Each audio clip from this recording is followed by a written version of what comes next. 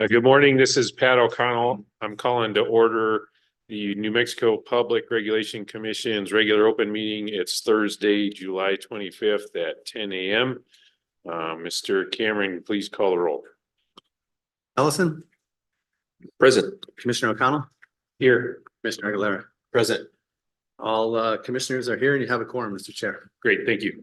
Next item is the Pledge of Allegiance.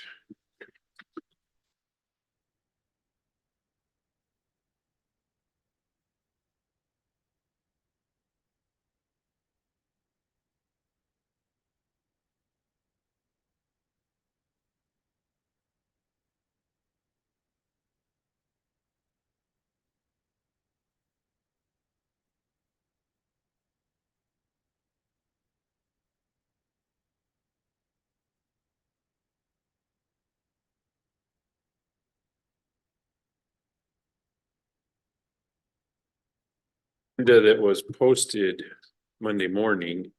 Do you have any changes you'd like to see before we proceed? Mr. Chair, I do have one suggestion. We have 3 items in the discussion section that we have starting at 1:30. If time permits, it may be helpful to move the first 2 up to have earlier. Yeah, I agree with that. I mean, we set the 1:30 time really for our outside guests, the New Mexico Water Service, so we'll hold the 1:30 for them, and if we can get other things done sooner, we should. Any other suggestions? No other suggestions for me. Thank you. One brief question, Mr. Chair. The item number 3 on the regular action item, is that something that we may table, or we'll deal with that when we get to it, perhaps? Yeah, we can deal with it when we get to that. Is there anything from OGC on that? That was item 3 under The regular action. regular action. Yeah, I think that our intent was to move that to the next meeting. I'm not quite sure if that's going to be ready today. Okay, so we'll just find out when we get there, but it sounds like might be anticlimactic. So anyway, I will move to proceed with the agenda as posted on Monday. I'll second. Commissioner Ellison, Aye. Commissioner O'Connell, Aye. Commissioner Aguilera. Aye. The motion to approve the agenda as amended passes unanimously, Mr. Chair. Great, thank you. Next up is public comment. Is there anyone here in the room hoping to give public comment at today's meeting? And Mr. Rodriguez, is it still true we don't have anybody registered online? That is true, Mr. Chair. Okay, so seeing nobody here for public comment, we'll move on to the next item on the agenda, announcements. Do we have anything from Office of General Counsel? Yes, thank you, Mr. Chair. I just wanted to make 2 quick related announcements. One, as some of us know, and I wanted to let the rest of the agency and the general public know, I guess. Recently, we had a new position open up in Office of General Counsel, a deputy chief, and Alejandro Martinez, who is one of our attorneys, has been promoted into that position. So we're really excited about that. He's going to be helping doing review on orders, working with me, with my team, supporting them, and continuing to work towards doing the best job that we can do. So I'm pretty happy about that. And then relatedly, since he's moving into that position, I'm happy to announce that we'll be filling his now open attorney position. So just wanted to let people know out there that if they're interested in something like that and working for the PRC, that position will be posted as of tomorrow on our website and also on SPO. So they should take a look there. So thank you. Great, thank you.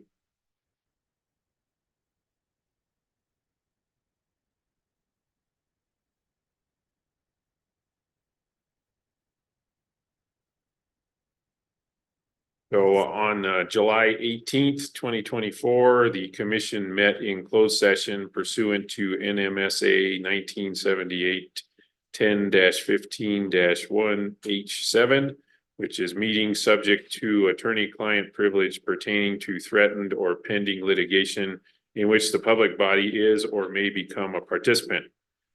I affirm for the record that the matters discussed in the closed session were limited only to those specified in the posted notice and agenda for that meeting, specifically discussions regarding Supreme Court case numbers SC-1-SC-40483. That's Representative Anthony Allison et al. Versus the NMPRC and the individual commissioners. And the other case is S-1-SC-40286. That is PE versus the NMPRC appellee and City of Las Cruces, NMDOJ, and Doña Ana County as intervenor appellees. I further affirm that no votes or final actions were taken in that meeting. So that's item one. The other item is just announcements of public opportunities to view the commission doing its work between now and our next open meeting. We're going to have a public hearing in case number 23-00403 UT. That case is El Paso Electric Company's proposed abandonment of Rio Grande Unit 7 and Newman Unit 1. It's currently scheduled to start Tuesday, August 6th at 9 a.m. So that meeting will be available online. And if you're interested in that case, I encourage you to go to the webpage and there was more information about public commenting and that type of thing there. Commissioners, did you have any other announcements? No, thank you. Either, thank you. Then also I'll turn it over to Chief of Staff. I think we have announcements of a new employee. Thank you, Mr. Chair, Commissioners. I'd like to welcome Jerry Mares to our agency. Jerry joins us as the Policy Administrator in the Chief of Staff's office, and she has years of experience in government policy work. She joins us most recently from the State Treasurer's office. Jerry, do you want to go introduce yourself?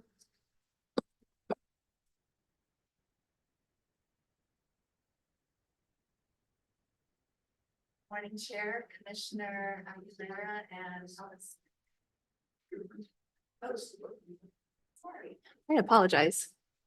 Good morning, Mr. Chair, Commissioner Aguilera, Commissioner Ellison. My name is Jerry Modis. I come from the State Treasurer's Office, where I was the Programs and Outreach Director, but I do have extensive policy experience, and I'm looking forward to working at the PRC and making updates and forward-thinking policy with all of you. Thank you and welcome aboard. Thank Looking you. forward to working.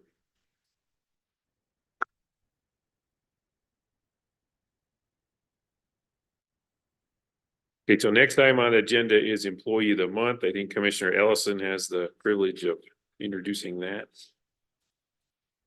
Thank you, Mr. Chair. I do have the privilege of introducing the PRC Employee of the Month for August. That's Mr. James Stanovac in the Pipeline Safety Division. He works as a supervisor and also performs inspections.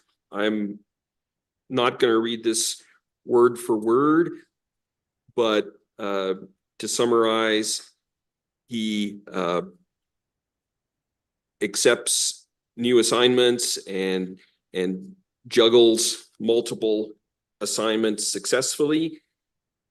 He is available and is sets a consistently high standard in his work, and his dedication is and ability in his job are of note.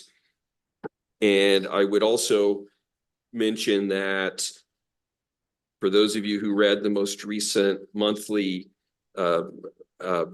internal newsletter, he wrote an article on a fishing trip he had to the Four Corners Power Plant cooling pond. So,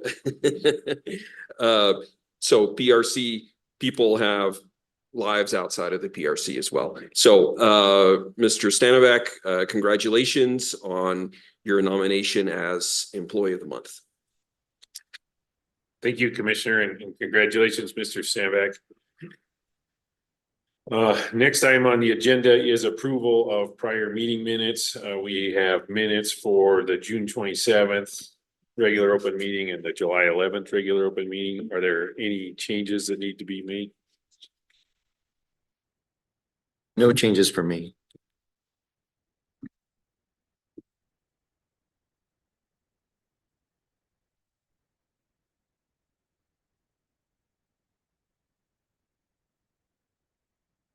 I'm sorry, I'm flipping around here. There was just one sentence there that I felt was not entirely reflective. And that is on the July 11th one in the communication with commissioners in the first paragraph. It stated that he also noted there were compliance dockets throughout the agenda and asked whether the agenda should include a separate section for compliance dockets. I was really talking about whether there should be separate compliance dockets, not really what should be, if there should be a separate section on the agenda. So I can just have a one sentence fix to that if that's acceptable.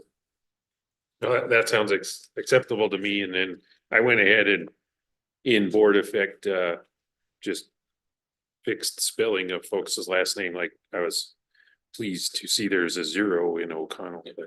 But anyway, so yeah, I'd say go ahead and edit that. So I'll move for approval of the minutes, considering Commissioner Ellison's edit. I'll second. Commissioner Ellison, Aye. Commissioner O'Connell, Aye. Commissioner Aguilera. Aye. The motion to approve the minutes as edited passes unanimously, Mr. Chair. Great, thank you. So next up, we have a consent agenda. There's 7 items on the consent agenda. Is there any questions, discussion on those items?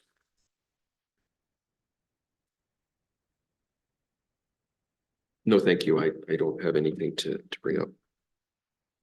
Yeah, I don't either. Thank you. Okay, so then I will move for approval of the proposed orders in the consent action items. I'll second.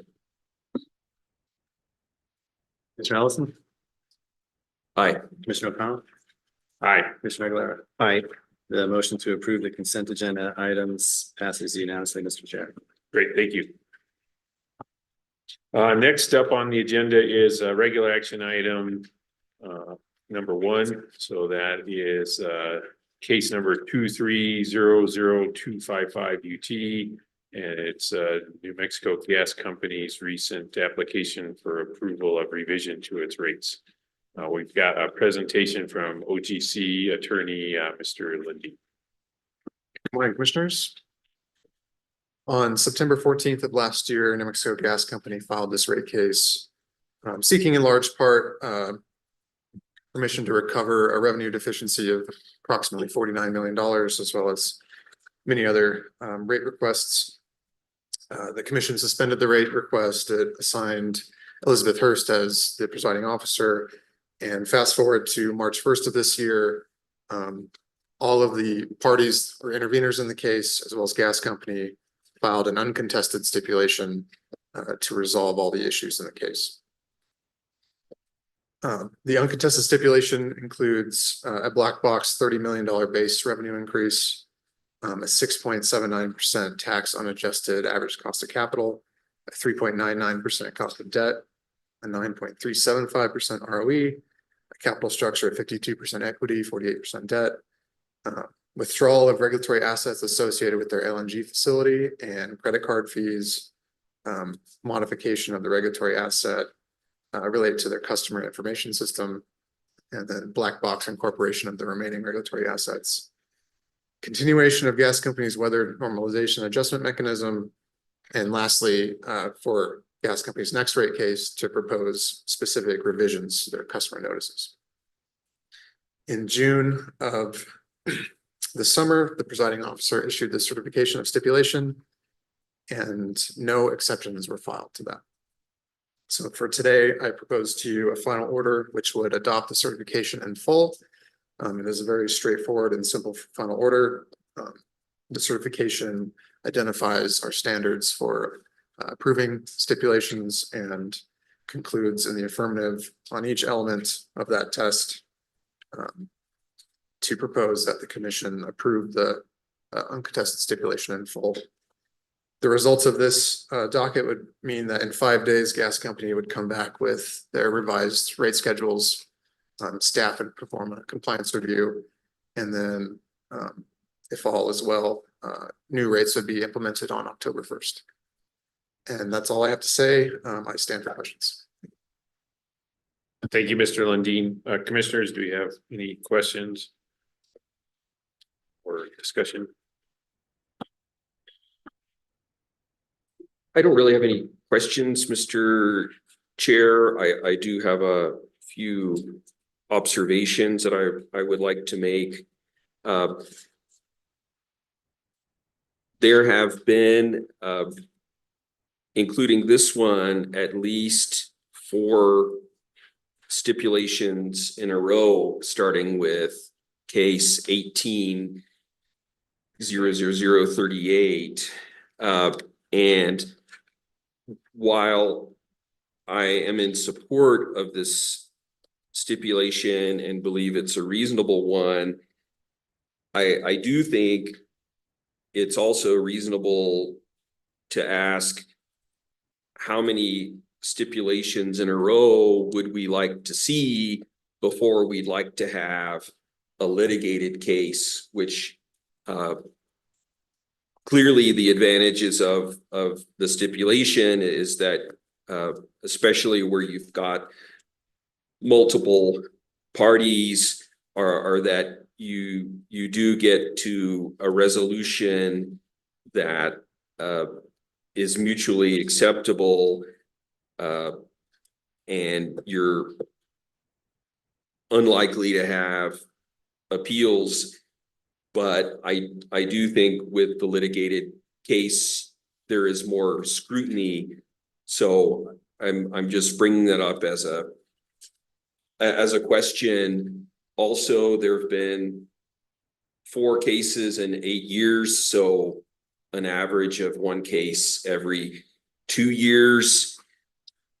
Clearly, it is up to the gas company when they file a rate case. But I do think it's an open question. Is this sort of a trend that we're seeing, that we may be seeing cases with this sort of frequency? And is there anything that could be done to potentially reduce the frequency of the cases, yet allow the company to recover on its investments? In this case, the stipulation has agreed to a $30 million annual revenue requirement increase. That is somewhat of a black box, as Mr. Lundin said. However, I think we know that based on the original application, about 20 million of that seems to come from the investment program that the company plans to undertake, replacing some very old and pipeline that does not have documented materials certificates or documented pressure tests, and that initially the company sought about a 17% increase in labor costs, and the stipulation looks like it's considering about a 12% labor increase. So those things seem reasonable to me. And the company had sought a 48 or $49 million revenue increase. And in some cases, they've stated that they may need to slow down certain programs, such as the meter replacement to the meters that allow automated meter reading, and some of the capital investments. However, they've said that they're not going to cancel any projects that are necessary in terms of pipeline safety and compliance with PHMSA requirements. So the black box nature does make it a little less clear to me exactly which projects are going to get done. But you know, I do take the company at its word here that they're going to replace the 90-year-old uncoated steel pipeline first, and if they need to delay something, they're going to delay projects that are more discretionary, like the meter replacements. The billing system was something that was dealt with a lot in this case, and I do think the company made a good case that the current billing system is not going to be supported, and that they run considerable risks if they were to continue trying to make that system work. And I guess, you know, from my perspective, based on what I know about the decision making, it does seem that the company spent a lot of time thinking about whether to go with an entirely new system, an SAP billing system, or whether they would do the banner upgrade at about half the cost. And you know, based on what I know right now, I think they made a reasonable decision in that regard. In short, I do support this stipulated agreement. Aguilera? I support this order that would approve the stipulation as well. And certainly recognize some of the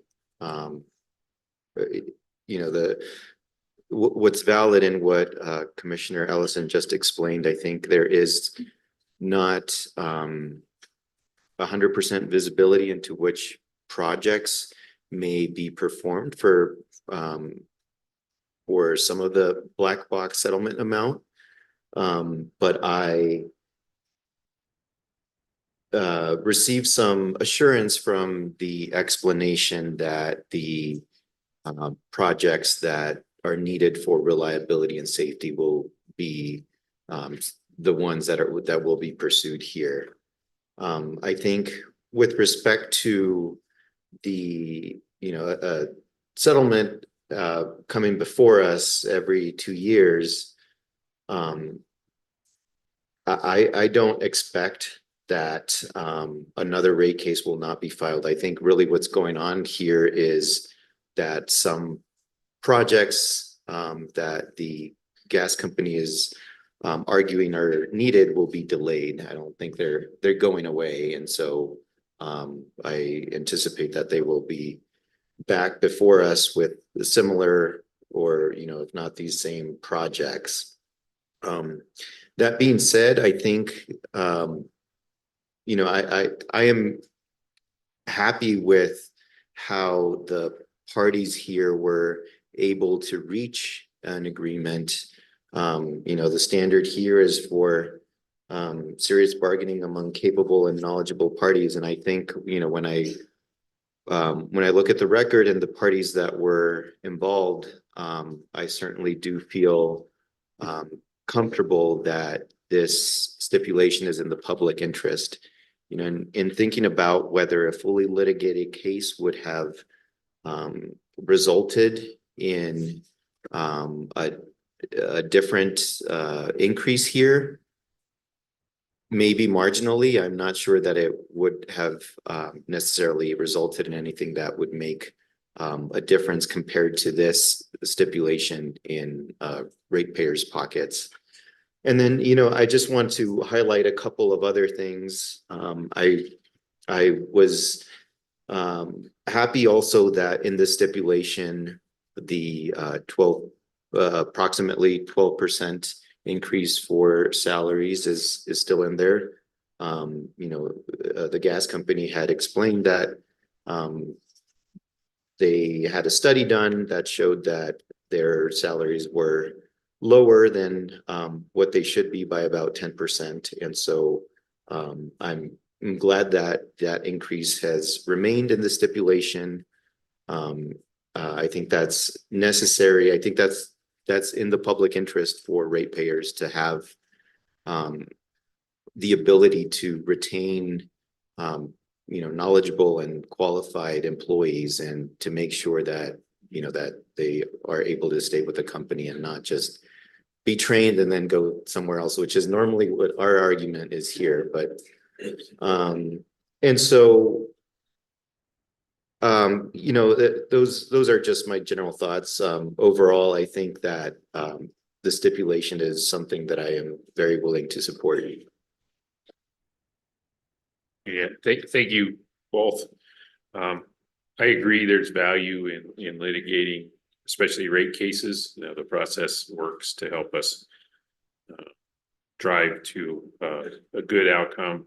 I also agree there can be value in a stipulation. Want to commend the commission led by hearing examiner Hurst when presented with the stipulation. I really appreciate that she led us through a hearing where the boundaries of the stipulation were tested, so could feel comfortable against the standard that Commissioner Aguilera so eloquently laid out here. So having said all that, I hear you, Commissioner Ellison. If you just settle, who knows what's buried in the trajectory there. And the best way to learn is let's have some transparency around litigated process. So having said that, I think probably if we have concerns about that, I think we would want to somehow signal that ahead of when they file their next case. So encourage you to take the thought that you've expressed today and let's develop it further and give some kind of guidance or instructions so people know where we're at going into the next case. Having said that, that sounds like all three of us are in agreement that in this instance, the stipulation appears to have worked. And again, thank you to hearing examiner Hurst. But I'm in a position of wanting to adopt the order recommended by OGC, which is just straight up adoption of the certification of stipulation. Any responses or questions? No, I'll move to approve the order presented by OGC. I second.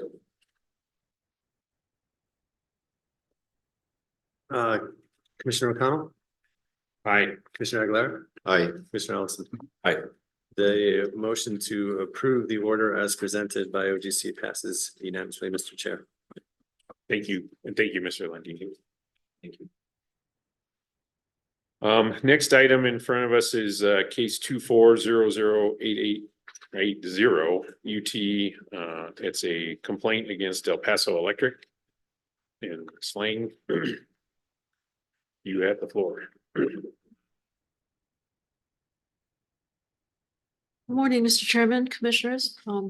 The matter before the commission currently is a formal complaint filed on March 7th of this year by complainant Mr. Kenneth Anderson against the El Paso Electric Company, EPE, or respondent.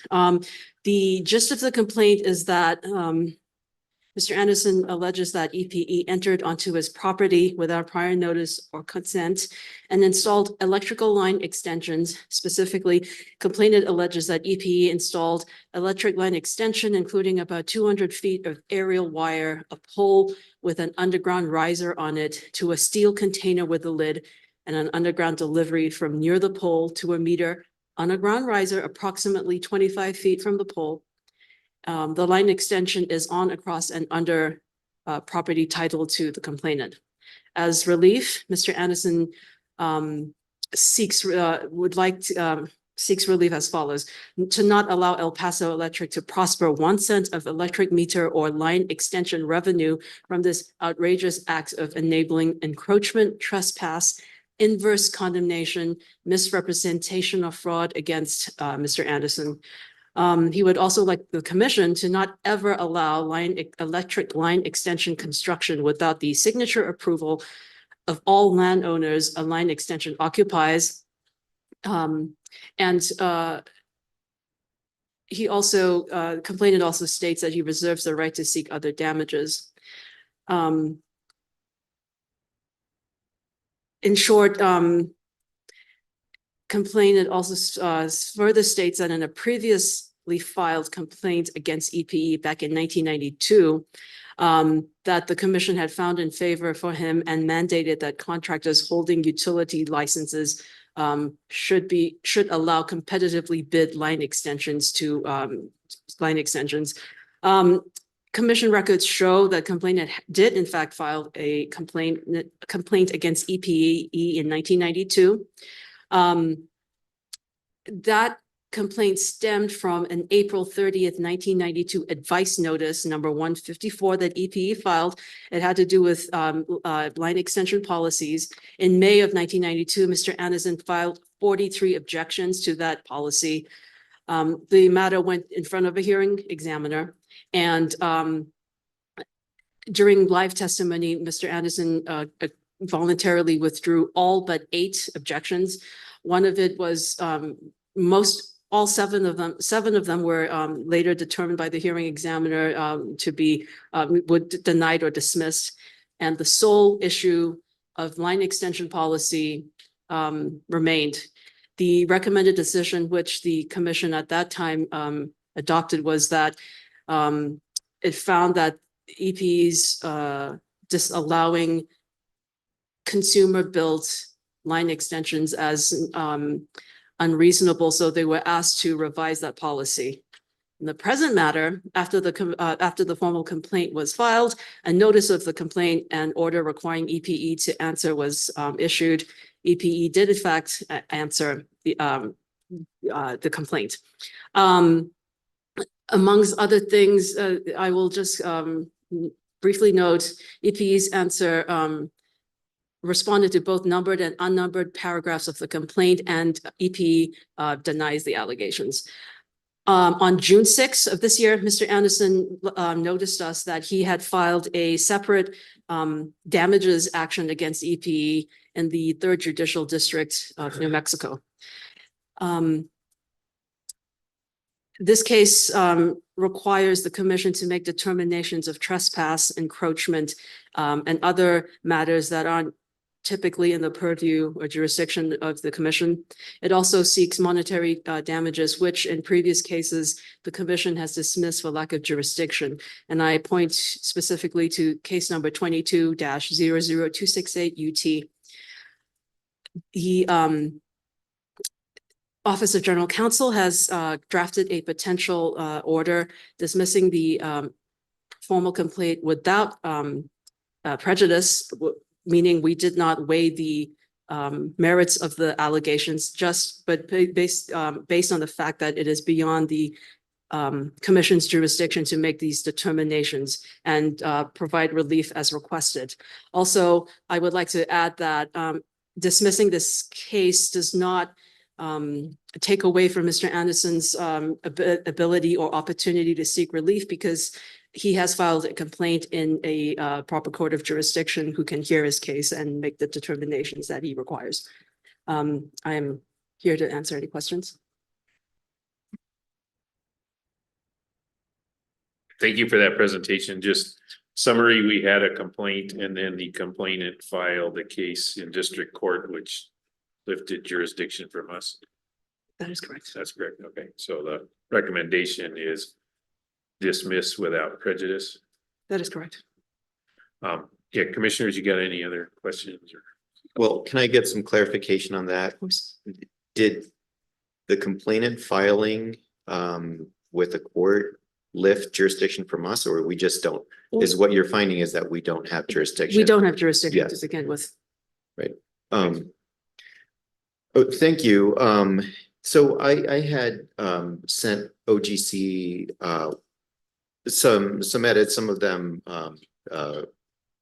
with respect to some of the citations. I don't think we need to discuss those, but I did want to discuss one other edit that I had proposed, and I am not sure if this is in the order that you're proposing to us here. With respect to eliminating one sentence Oh, paragraph that is, 15. that it's out. Okay, That's out. okay, thank you. Well, since I raised it, I'll just, finish my explanation. It was a finding with respect to the previous docket in 1992. And I did not feel that we needed to broach that whatsoever, given that this is more of a procedural dismissal here and not discussing any of the merits of the case.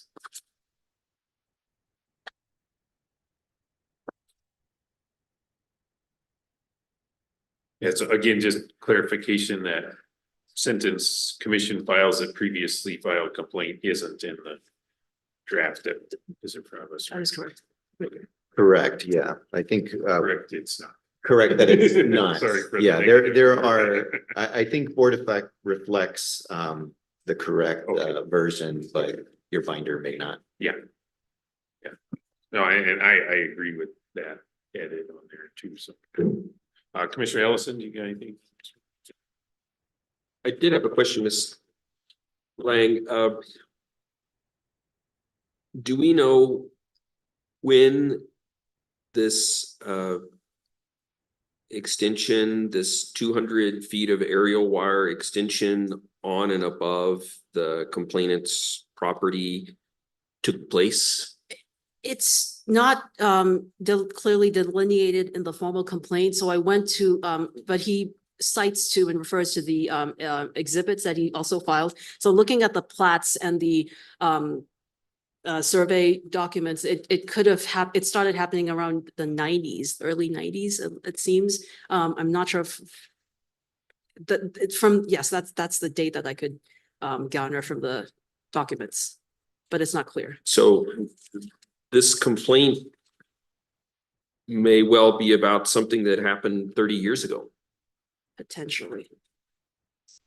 Okay, I think that's really interesting that, I know the courts are gonna have statutes of limitations around issues like trespass, but we don't apparently have any statute of limitations in our rules around,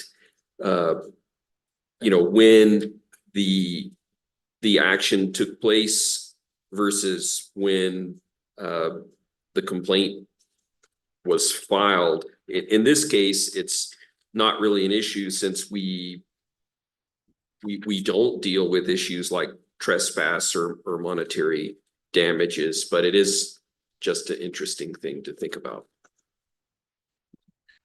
So you're just trying to drum up work for our new deputy ODC? No, that is an interesting observation.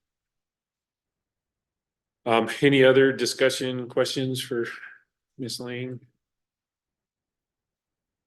Then I'll move that we adopt the proposed order in this case. I second. Commissioner Ellison, Aye. Commissioner O'Connell, Aye, Commissioner Aguilar. Aye. The motion to adopt the order passes unanimously, Mr. Chair. great, thank you. Thank you. Next up is case 230072 UT. I think just because it was noticed on the agenda, it's worthy of at least discussing where we're at, and what can be expected. I'll do that, Mr. Chair. This was a case that needed to be reassigned at the last minute. One of the OGC attorneys was taking it up, and then at the same time took up another matter that needed to be reassigned at last minute that was much more complicated. It looked like we were going to be able to get this on track, and that's why it ended up on the agenda. And then there were some late filings on Friday and then also again on Monday. I had a discussion with the attorney about what to do with this, and it was either scramble and try and get this together in time for this meeting, and maybe not have the best product possible, or wait until the next meeting. And so that's what we decided to do. I would also mention that it's notable, I think, that the underlying matter are 2 motions and a petition requesting 5 different extensions filed by PNM. And just in my brief review of this with the OGC attorney, it seems as if the one of the extension requests was made on the same date that a previous extension request was expiring, and another a request for extension or a variance from a date of filing for a required report was done a week after the report was due. So while there's a timeliness issue here, and we of course are always endeavoring to get things in front of the commission as quickly as we possibly can. In this case, it seems as if the applicant has already put themselves in that position of being up against deadlines and past deadlines. And so we're doing the best with what we have resource wise, but we just weren't able to get this finished product in front of the commission for today's agenda. Thank you for that. I agree that it's disappointing that we're not dealing with it today. I also think this is important enough that I really do want a fully developed opinion and set of motions from OGC on this, and then also wondering why it's only PNM that's here, why we don't have similar from EPE and SPS. So I'll be digging into that on my own time.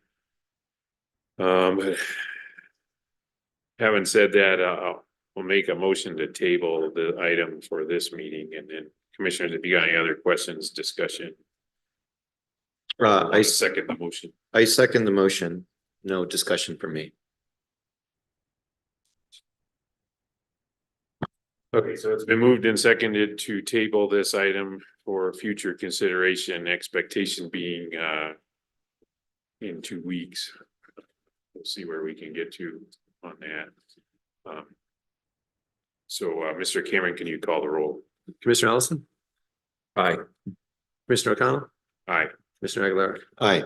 The motion to table this to a future meeting passes unanimously, Mr. Chair. Great, thank you. Next item is discussion and potential action on the community solar tariffs. That was a item that we tabled at the last meeting. And the floor is yours. Thank you, Mr. Chair. I'm going to be brief here. We tabled this at the last meeting. This has been discussed a few times now. And at the last meeting, the commissioners asked OGC to come up with some kind of a plan for how we were going to get this one done. And so we have done that, and in conjunction with talking with the hearing examiners, we are at this point proposing that a recommended decision will be produced by August 6th.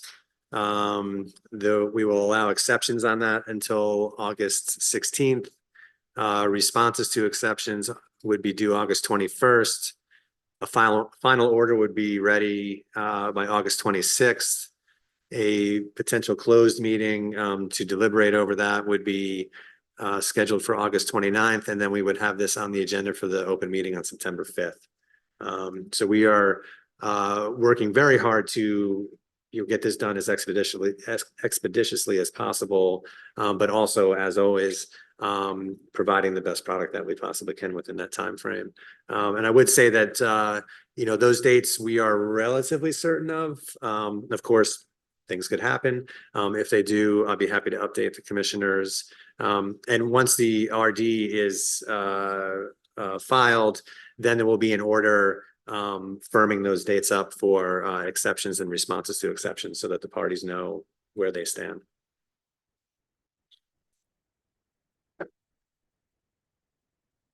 Okay, so thank you for that update. Is there any action you're requesting today? No, Mr. Chair. Any discussion or questions on that? Thank you to Mr. Cameron and the hearing examiners and everybody who helped to develop this plan. I appreciate you presenting it today. I think that's important for transparency. I was sort of the one who was asking for more analysis. I think that it is important to make sure that I need to feel that we've properly vetted all of these issues, and they have been thoroughly litigated. And I appreciate the work that has been done so far. And so thank you for explaining this. I think that going through the plan that you just went through helps provide transparency and certainty that is much needed with this case. Thank you. And I'd also like to say, I think that this plan is a good balance between being thorough and acting without unnecessary delay. And I appreciate the work of Office of General Counsel and the hearing examiners in coming up with this plan, and I do appreciate that it's going to be quite a bit of work. So thanks to everyone involved. Thank you. I don't have anything to add to that. And then no action requested. So I think we're done with that agenda item. Okay, so when we design these agendas, don't really know how long the first half of the agenda is going to take. We're in a luxury of time situation where the next block we had planned to start at 1:30. We can skip around that block and do communications with commissioners if you like, or we can go ahead and start taking items in that block. I saw Mr. Montoya here earlier. So I think we could start with reliability rulemaking, see how long that goes, and then do the presentation from Pipeline Safety Bureau. I'd say let's go ahead and hold the water service presentation until 1:30, just because we noticed it that way, and people might be waiting to log in and be interested in that for later. So anyway, that's my suggestion. Let's go ahead and proceed and take up reliability rulemaking discussion next. Is that okay with the commissioners? Yes, so thank you. I will turn the floor over to Commissioner Ellison for discussion on the reliability rulemaking. Great, thank you, Mr. Chair. We discussed this item in Hobbs about a month ago and introduced, I think tried to introduce a lot of the different areas in which the interveners made comments. I think the goal here is that at least in my mind, it would be great to have a final order to vote on in our next meeting on August the 8th. And I've spoken with Mr. Lundin, and he is amenable to that schedule. Of course, that assumes that we're all comfortable with voting on it in the next meeting. So I guess in preparation for that possibility, I did want to see if I could get your feedback on a few issues that I see as higher level. This is not a comprehensive discussion of every single issue in the rulemaking. It's the high level issues as I see them. And you know, I do want to be sure that you're both comfortable with where the rulemaking is heading, and if there are any questions on other aspects of the rulemaking, I believe that Ms. Amer is going to be available to speak with you prior to the next meeting if you like. And so just to talk about some of these items, one of the biggest issue as I see it was the question of whether the reliability rule should include penalties for failure to meet reliability standards. And this was proposed by the New Mexico Large Customer Group, and they proposed this language, this paragraph F, which says that after receiving a utility's report on reliability, the commission may impose reasonable remedies and or penalties where appropriate for failing to provide adequate electric reliability.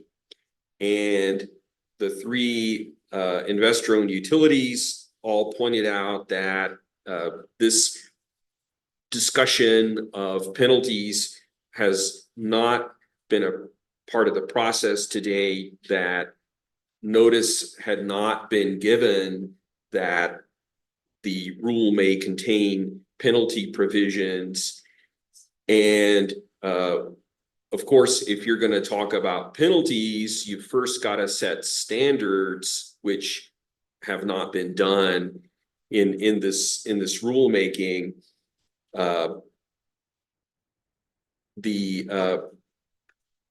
We had a participant from Lawrence Berkeley National Labs who was kind enough to comment on our draft rulemaking and the various proposals, and they recommend against adopting at this time.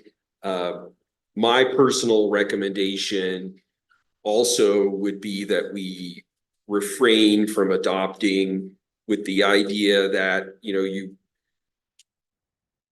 the whole idea here was to start getting a better picture of reliability, and in my view, a discussion of penalties would be premature. And I did want to see if I could get your feedback on that issue to help in drafting that final order. Yeah, I did guess just for clarification, were you talking about penalties for failure to comply with the rule or failure to meet standards that don't exist? Failure to meet reliability standards that don't exist, Thank you. that we would have to come up with. And then you said that you received recommendations from LBNL. Is that what the document that was in board effect is based on, or is that? So there should be, I know that there's one document where Ms. Amer compiled all of the various comments to the rule, and then there's a separate document where I went through and made put my recommendations in there. And so that second one may be the one you're referring to. And I did try to keep a record of the various comments in that, but I wanted that draft to reflect what I'm thinking in terms of what to propose, so that you'd have something to react to. Okay, I appreciate that. I guess just feedback from me, it's similar to exactly what we talked about when we were doing the ETA rule, is if you want to talk about penalties, it needs to be in the NOPR. Right, it was not. Yeah. Yeah, it was not in the NOPR language. And then having said that, I think we do have PUA authority for penalties if rules aren't followed.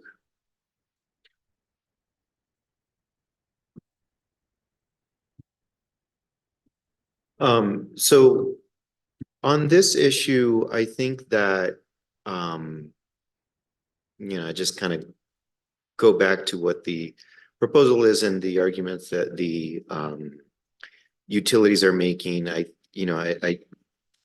would tend to agree. I mean, I think there is some argument to be made here that the standard of a logical outgrowth could be met. But even if we went that direction, I would question the judgment of doing this approach. I just think that if we are going to implement some kind of penalty for reliability standards, that is a rulemaking unto itself, and requires looking at what other states are doing. There are mechanisms that we can look at, like performance-based rates or incentives and penalties, but I don't think that is where we are right now, and that and so I would not be in favor of pursuing something like that right now. I think that if we did want to do something like that in the future, and I'm not suggesting that we should, but if we did, it would just be a much larger endeavor, and so I don't think this is the proper avenue to pursue that. I always, when we have these conversations and don't have an order, I always just feel the need to insert a caveat that this is what I'm thinking right now. I don't want to be seen as prejudging some issue, right? I just kind of talking out loud right now. Right. I mean, I really see this as a discussion to help in preparing the final order, because unless I have some feedback, it's hard to know what. Yes, what's going to be supported. I certainly appreciate that. The reason I feel the need to make that caveat is because I think there are times that people go back to statements we made in open meetings, and so just making a caveat. So I agree with your approach. I appreciate discussing this, and I think that it's good for us to be able to have some input into what the proposal is going to be ultimately. So thank you. Well, it's gotta pass, so pass a vote, so certainly we all need to have input into it and feel comfortable with where it's heading. And and again, to put this in perspective, we haven't been formally requesting reliability data from the utilities, and we certainly have never had it in a format, a consistent format that could be compared from year to year. And I really see that as what we're doing here. We're requesting that data, and we're asking for it in a specific format. And that's going to greatly increase our understanding of reliability issues. And I would think that even having that highlighted, the various aspects of reliability performance highlighted, in and of itself is going to encourage utilities to work to consistently do better and improve their reliability performance. No one wants to look bad. Everybody wants to do a good job and improve. So, we may not even need to think about what the large customer group is proposing here. I think we just need to get started. Yeah, and then just one other thing is, I think there are some avenues for, because you're right, this is, a large customer group proposing this, and I do see why they want more reliable service. I don't think that everybody, needs that level of reliability for, I think they're requesting this as part of a business decision where they need that reliability. And I do see how service that is not reliable could harm their business. That being said, I think there is also an opportunity for some of these customers to work with the utility to come up with some contract that would work for them. And so this might be unique to certain customers, and it might even be more unique to certain footprint. In this case, SPS's, I believe, as I read the comments. But anyway, that I also don't think that any of my statements here would preclude the utility from proposing something that their customer is requesting.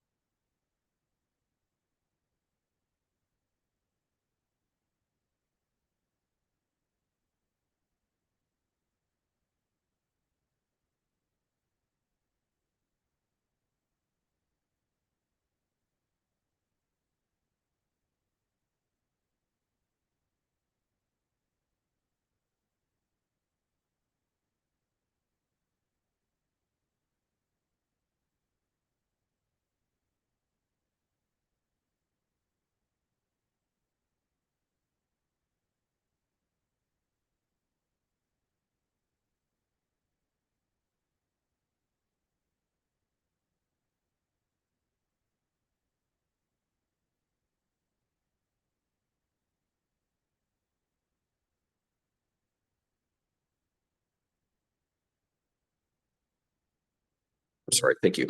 I'm sorry to folks on Zoom that I wasn't broadcasting there. So again, the question here is, should the commission add power quality as a reliability metric for annual reporting proposed by the New Mexico Large Customers Group? SPS commented that this has not been a part of the process to date, that considerable discussions would need to take place before making this a part of the rule in their view. The Lawrence Berkeley Labs commented on this and suggested that we consider not including it and holding one or more workshops on the topic. I think, you know, an issue is it's really unclear how big of a problem the power quality concern is for large industrial customers. You know, I am not aware of complaints to the commission on the topic. It's not immediately clear that it's a great fit for reliability, which is more of a service interruption type issue. And so I guess where I'm leaning on this is agreeing with Lawrence Berkeley to not include it here and to think about potentially having a workshop on the issue to see how big of a problem this might be. And I just wanted to see if you had anything you'd like to say about this. No. I read the memo that was in Board Effect, and broadly, the recommendations make sense to me. So then just my version of the disclaimer you already heard is I'm not voting until I actually see the rule and the order. And then the only thing that I had as a comment that kind of hits on a few of these is, you know, this is a reporting rule, and one of the things that was brought to light through the technical presentations while the rule making process was going on is that we should expect the numbers to change when the data gets better, right? And in fact, probably expect reliability numbers to have a discontinuity and look worse just because things have changed. So those are the two comments that kind of guide me through saying these recommendations make sense. It's a reporting rule, and I expect what gets reported can change for real reasons. So the idea that I don't want to give data because it might be different tomorrow is not persuasive to me. So that encapsulates all my comments on all of the issues that you teed up here. And I would completely agree that, you know, we've got two investor-owned utilities with approved AMI or smart meter programs, and you know, I would not be surprised if the reliability data gets worse when those meters are installed, because you know exactly when customers lost service as opposed to sort of estimating when they lost service.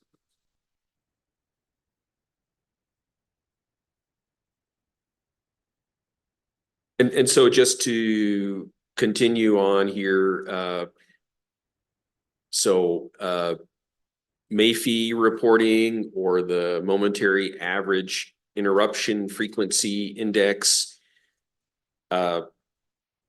So this is something that, again, the large customer group brought up.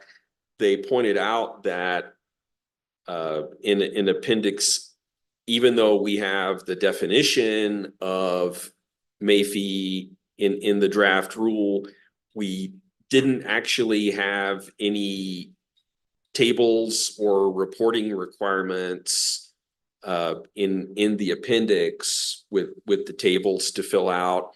And so they suggested a couple of additions, and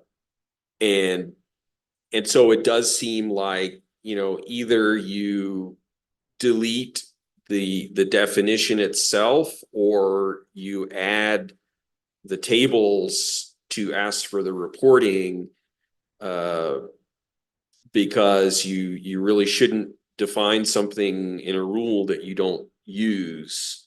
And the utilities would prefer to delete the definition and not have the reporting requirement. Whereas the large customer group would rather add the reporting requirement. And in this instance, I'm leaning towards what the large customer group is asking for, in including adding those tables and columns, with the understanding that we can't really expect this reporting until the utilities are technically capable of it. And so that's something that is right now in a definition, and that might be handled a little differently, but that's sort of the idea, to include it, but make clear that the reporting is not required until the technical capability is in place.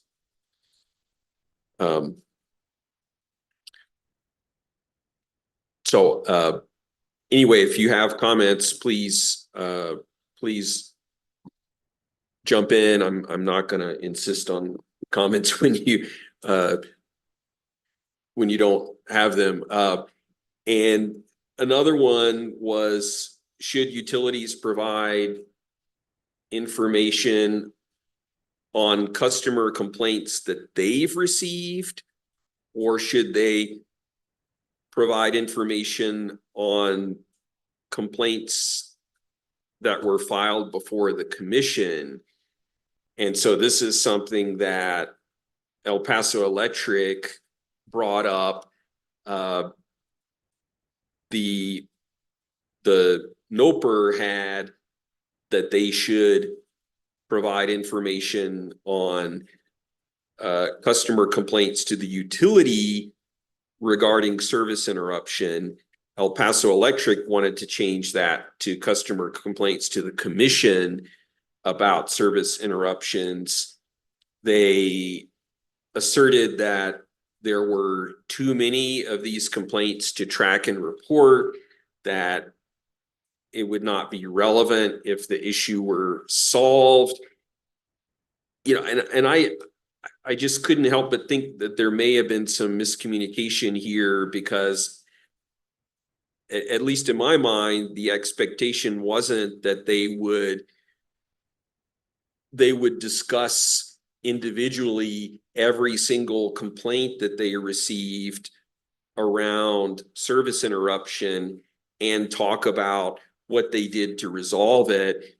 In my mind, it was just so the commission could get a picture of, in general, what sort of complaints are they receiving around service interruption, such as how many complaints did you get around service interruptions, and can you, sort of paint us a picture of the nature of these complaints. And so, to me, I think, at the PRC, we know what complaints we've received, and we can analyze those, but what we don't know is the complaints that the utility is receiving around service interruptions. And so that would be more useful. And so, my recommendation would be to not change that, but, clarify that, a discussion of individual consumer complaints is not required. And then there was a question around 10-year data or 5-year data. And I think we briefly touched on this in discussion, that El Paso Electric suggested 5 years, that the 10 years would not provide any useful information because of software changes and process changes. And I believe they also came back later with a suggestion to report 5 years and then add an additional year, so that eventually they get up to 10 years. Staff, MNerd and Lawrence Berkeley all, found value in the 10-year data. And I think, the utilities have the data, let us see it. And, if there is some big discontinuity, I think that's something that, can be discussed and is something that's understandable. So I would personally lean towards retaining the 10-year data requirement. This is a smaller issue. Should all references to outages be replaced by interruption?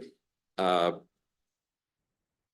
EPE proposed getting rid of the definition of outage, use interruption. So to talk about service interruptions, because I think the issue is the word outage can be ambiguous because you might have a transformer outage that does not lead to a service interruption. And what we want to focus on here is when customers lose power. And so, to me, that seems like a reasonable modification. The only trick is we now need to add in the definition of interruption, which we've done.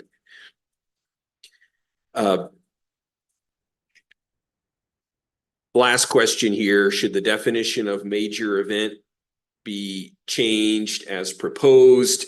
El Paso Electric wanted to see those definitions to be in line with the IEEE definition.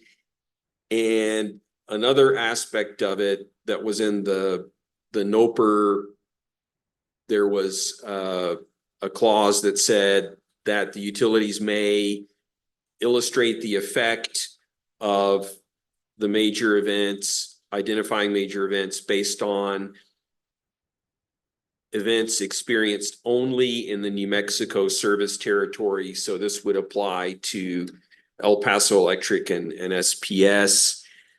It doesn't require it, but it allows for it. And I guess my feeling on this is that we accept the use of the IEEE definition of major event and major event day, but we I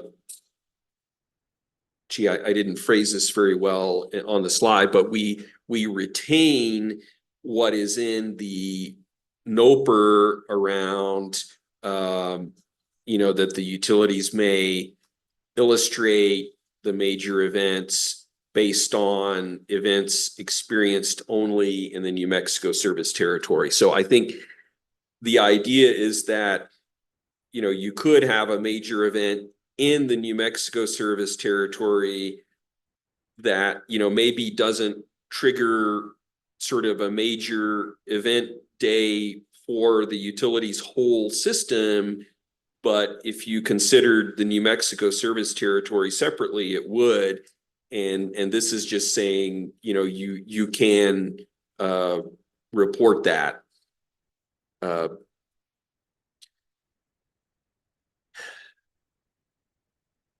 So that's really all I wanted to bring up. Yeah, thank you for doing that and certainly help provide some transparency for the folks that are wondering, because that's just something that happens here as we're talking about things that nobody else sees. So I think it was helpful for going through the slides. So thank you for doing that. And then proof will be in the pudding, so as long as things stay on track, that looks good. From my point of view, anything else, Commissioner Aguilera? Nothing else from me. Thank you. Okay, so next potential item is a presentation from Pipeline Safety Bureau. We got quarterly update. I see Mr. Montoya looks eager and ready to do that, so let's go ahead and proceed. The floor is yours. Thank you, Mr. Chairman, Commissioners. Still good morning. So get settled in here.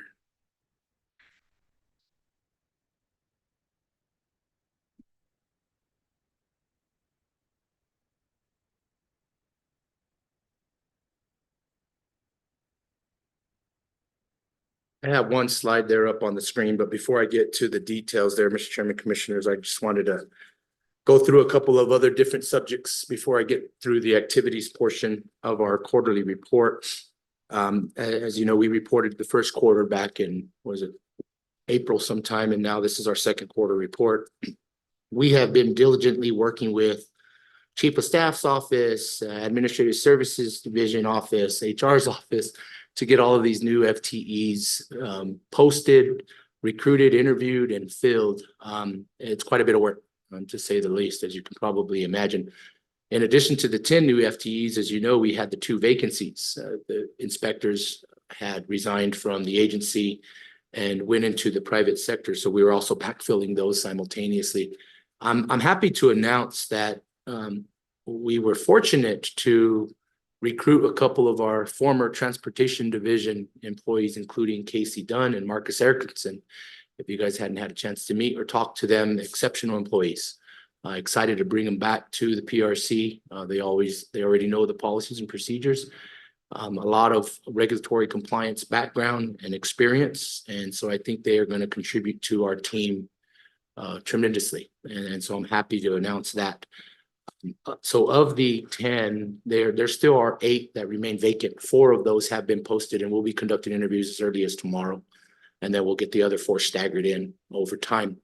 I appreciate the leadership reminding me if we tried to post 10 and I would have to interview 10, I wouldn't be able to do anything else or manage any of the other projects that Pipeline has. So that's definitely been helpful. We have 1 individual that'll be starting August 5th. We have 3 individuals that'll be starting with us on August 19th. And so I'm excited. There are also, because of this growth and development opportunity, we've been working with leadership on just being creative and how the assignments and the projects and programs are going to be assigned. And to add on to the Employee of the Month announcement Commissioner Ellison made earlier, I do want to say that I appreciate James Stanovac's support and dedication to the Bureau.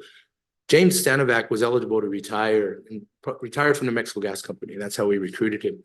In fact, he was thinking about going into fully retirement, probably fishing more, and in June, July. And so I talked to him about supporting me and the team with bringing these new inspectors and pipeline safety damage prevention personnel, et cetera, and helping me with the onboarding program and the training. And, 40+ years of institutional knowledge isn't easy to replace. And so we worked out a deal to keep him on board, at least through the end, maybe through the end of the fiscal year. And so I really am appreciative of his willingness to stay on board in that capacity. Just to add some more comments onto that. The PSB is working on a proposed rulemaking. I think I made that announcement.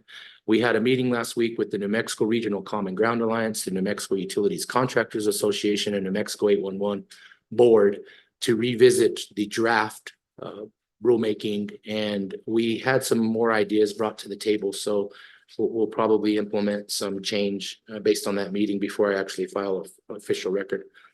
We successfully completed the team building sessions for the Pipeline Safety Bureau staff, obviously prior to the expansion. And I did it prior to July 1, only to prepare ourselves for this growth and development opportunity that's forthcoming. So very successful. I would encourage other divisions to seek the opportunity, budget availability, of course, but definitely some good stuff came out of that training session. We have assessed and are in the process of administering the FY25 annual license fee and the pipeline safety fee, which the commission approved. So those checks are coming in and so the balances are increasing. I know ASD is excited about the FY25 pipeline safety fee hitting our accounts because we definitely need the money to keep the cash flow going. I shared this with you because your offices may get a lot of calls on annual license fee. Who is it applicable to versus the pipeline safety fee? And the easiest way to differentiate is there's an annual license fee that the statute requires to be assessed and administered by the PRC. And we simply do that where there's no enforcement, there's no, it's just say, hey, if you want to operate in New Mexico, you got to pay this annual fee, interstate and intrastate. On the pipeline safety fee component, it only is applicable to intrastate operators that we inspect. So that's the easiest way to differentiate between the two. If you get a call, just wanted to share that with you guys. Because I know after we sent the letters out to numerous operators, they started calling our office, of course. As far as major cases underway, I'm happy to announce that we settled the New Mexico Gas Company incident from last year. We settled that in May. And so that is a closed case. Everything's good there. And the corrective actions are being implemented on behalf of the operator. We also have another mediation request that you guys are familiar with. It's been docketed. So that's the only current active case before the commission that Pipeline Safety Bureau is involved with. We continue to train our employees and our inspectors. The mandatory training is in Oklahoma City. And it's been an interesting conversation I've had with the candidates that have been applying for these, because I have to remind them there is a significant amount of travel to and from Oklahoma City the first 3 to 5 years. I think when I first started, I probably spent about 28, 29 weeks in Oklahoma City alone in like 4 to 5 years. So I have to really remind them that you will spend time away from family and home, especially during the startup. So the PowerPoint slide that I have here is our activity. You remember that this is probably from the first quarter report. The first column is the actual quarter, and then you can see year to date. I do expect that the online class attendance will significantly increase because we recently mailed out a lot of notice of probable violation letters that make that online class a mandatory requirement. And so that number should start to grow as we continue to conduct these excavation damage investigations. You can see we have about 1,323 that have been reported. And with 3 personnel plus myself as a backup, it's extremely difficult to manage and get to. And so there are some delays, there's some backlog that we are dealing with. But on the other flip side, on the pipeline safety side, we have completed about 54% of the inspection person days that is required for our grant obligations. And we are going to exceed the 100%, especially because of these individuals that are coming on board. Even though they don't have the qualifications and the training, their participation and just attendance in an inspection gets credited towards that number just for being there. So I don't have any doubt in my mind that we are going to achieve that by the end of the calendar year. We have conducted 767 excavation damages reported. The Bureau has assessed almost $100,000 in fines for failure to comply with excavation safety rules and regulations. We've collected about 47,000 of that. And the FY24 total collected, I know I'm doing a report on a calendar year, but FY24 total collected was about $128,000. So, we're trying through our enforcement procedures. The Pipeline Safety Bureau, I have to be honest with you, is an advocate of implementing corrective actions to prevent recurrence rather than assessing fines. That's really our goal, is to prevent recurrence, right? And so these fines come after the 3rd, 4th, 5th offense within a 2-year average, 2-year performance period. So there are some behavioral changes that need to be taken into consideration from either stakeholder side of the equation. And so with that, Commissioner, that's really the report. As you know, we've been busy. We stay busy. I tell everybody, everybody talks about peaks and valleys. We don't know what valleys are. We either peak and we're static, or peak and we stay static. So that's about it. Mr. Chairman, Commissioners, thank you. Thank you for that report. Commissioners, do you have any questions? Questions, Mr. Chair. Mr. Montoya, thank you for that presentation. The excavation damages reported year to date, how does that compare with, say, last year at this time? Mr. Chairman, Commissioner Ellison, we average about 2,500 damages per year. I'm expecting that this year we are in a record-setting pace because of the Comcast project that's going on in Rio Rancho. They are installing 1,100 miles within the next 3 years. There's also a Vexus project in Albuquerque, Northeast Albuquerque. They're installing about, what did they tell me, about 3 million feet over the next 3 years of fiber. And I think the intent is to get 5G directly to people's homes here rather than the old 4G system and stuff like that. So that's where most of these damage have been occurring. I mean, there's a contractor in Rio Rancho putting in 35,000 feet a week.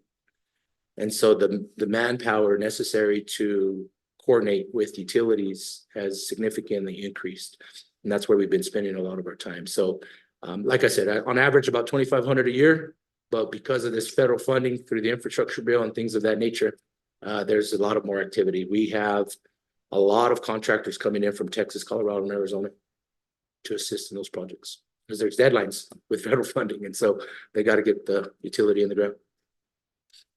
And these excavation damages, is that primarily on the distribution, the gas distribution system? Mr. Chairman, Commissioner Nelson, that's correct. These are mostly in urban areas. So it'd be downstream of transmission, like pipelines, if that's what you're referring to, or gathering pipelines. It's not really in the rural developments.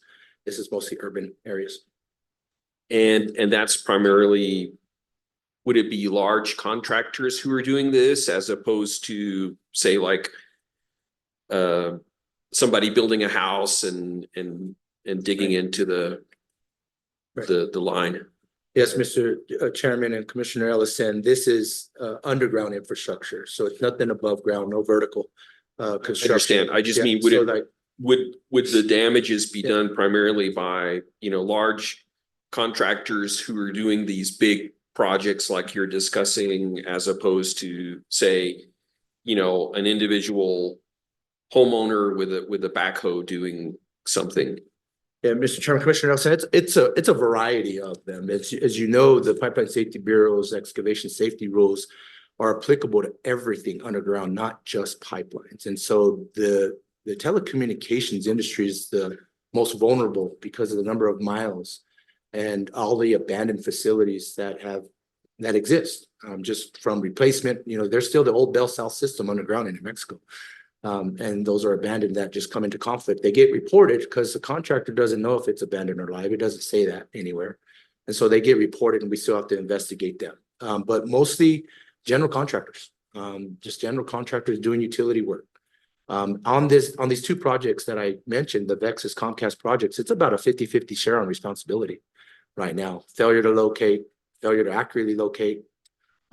Contractors are directional drilling and pulling. When they pull back their bore machines, they have to increase the diameter. And so they're not able to maintain the clearances to like water service lines or gas lines and things of that nature. So they strike it on the pullback.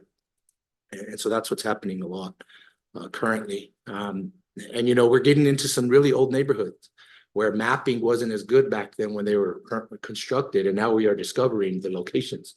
So I tell everybody the best line locator is that yellow backhoe. I mean, that if you don't know where your lines are, they'll find it for you.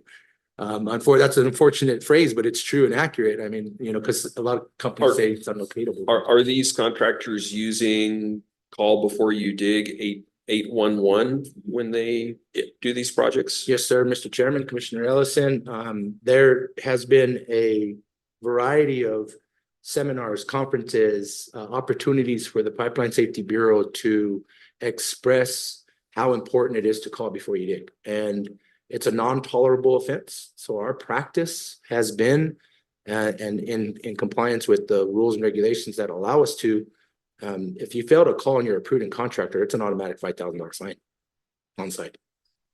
And we have the authority to shut unsafe excavation down. So if we know that they failed to call 811 and we get a report or just through normal patrolling of some sort and become aware that they have not called, but they're actually using mechanical equipment to conduct excavation activities, we'll shut them down. Great, thank you. Yes, sir. Again, thank you for that presentation and that information. Also just delighted to hear that your hiring process is going as well. Thank you for the presentation. Just very interesting to to listen to. And just one question with respect to technology is there any other technology that could be used to further prevent excavation damage? Mr. Chairman, Commissioner Aguilera, yes, there's ground penetrating radar, for example. It's very scientific. It's expensive. And personally, I think the underlying issue is just the volume of work right now that's out there, and the resources, lack of resources that the utility companies currently have. And so, yes, the easy answer to your question is yes. In fact, New Mexico Gas Company, in a conversation I had with them this morning, just invested in some technology where they're going to be able to insert some type of device where they can actually detect it using sonar, I believe, for polyethylene pipeline that didn't have tracer wire installed during construction. So that's another type of technology.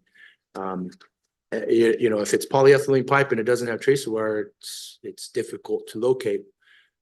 You know, thankfully, a few years ago, the commission actually supported and adopted a part of the rule that if a contractor conducts subsurface exploration and cannot locate a utility within the depth of trench plus the tolerance zone, then they call the utility company and they're supposed to deploy technicians to assist in the locations prior to introducing mechanical equipment in that tolerance zone from either side of a perpendicular trench or directional drilling or whatever technology is being used out in the field. I know there's some other companies that have given some great presentations at the New Mexico Regional Common Ground Alliance Conference and Expo that is hosted here in Albuquerque, and there's going to be another one coming up in October, and I'll relay information about it if you guys are interested.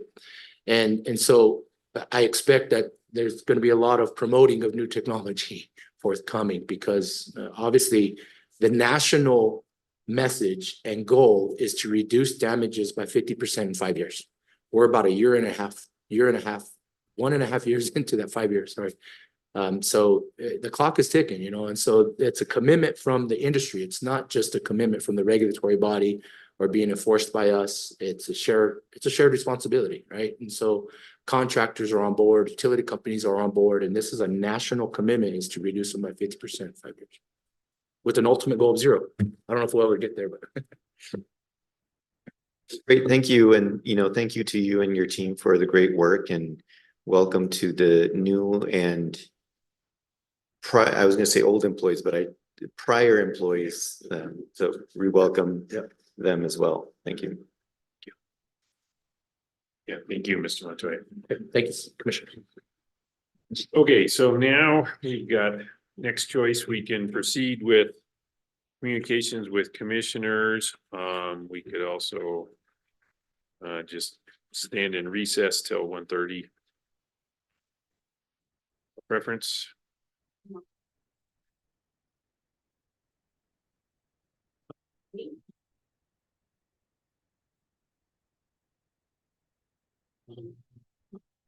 Okay, so what we're hearing is presenter for New Mexico Water Services actually here.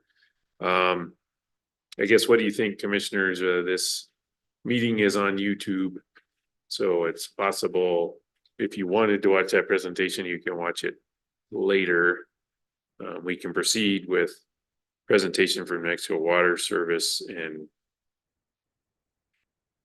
knowing that we noticed this at 1:30, or go ahead and wait till 1:30. So I'm at the pleasure of the commission here on that.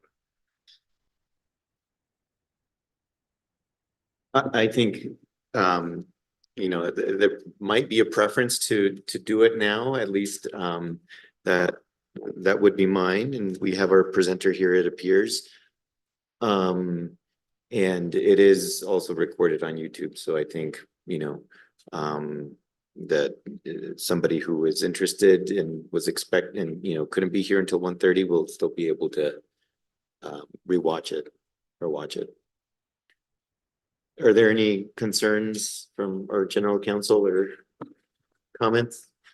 Commissioner, I think since it is being recorded, I you know, it's been noticed with reasonable specificity of what time we were gonna do it at. And I think if you know, the presenter is here and we're ready to go and we have the time, I don't see any problem with going ahead and doing it now. And then if somebody does show up at 1:30, I think now we've said it 2 or 3 times, it'll be on YouTube, so they can certainly watch it then.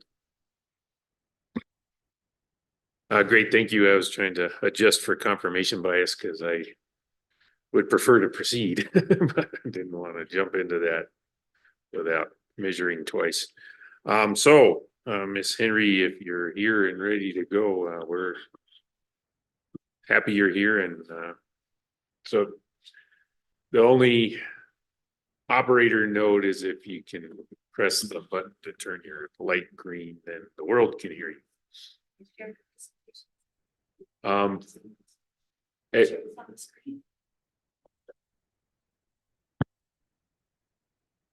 Mr. Rodriguez, do you have the presentation? Mr. Chair, I do not. Okay, so who did you email it to, I guess? Okay.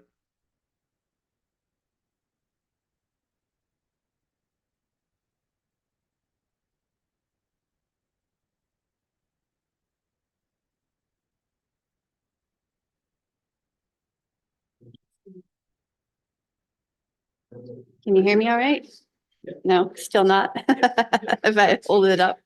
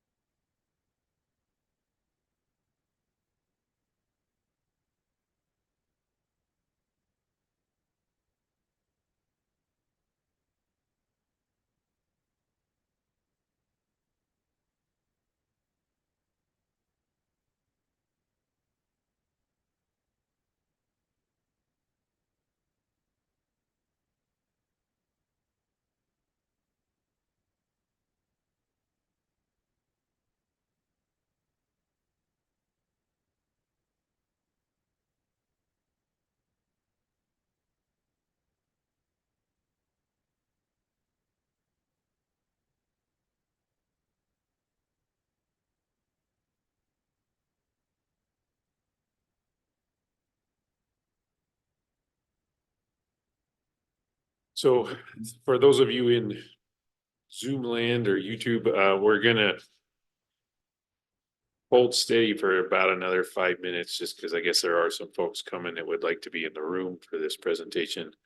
Alternately, we can go ahead and do communications with Chief of Staff since. Okay, let's go ahead and do that. So we will do the New Mexico Water Service presentation after we hear from Ms. Choya Cordy.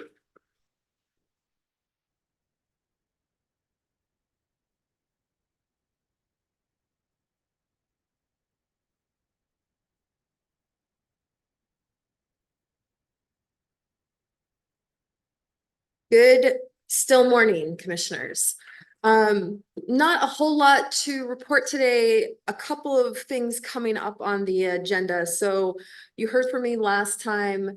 Mr. Gutierrez has sent out a couple of emails. PRC Volunteer Day, first of its kind, at least in recent memory, is coming up on Saturday from 10 to noon at the Habitat for Humanity Restore. If you're interested in that, there's a place to sign up and let Jordan know, and we'll make it a thing.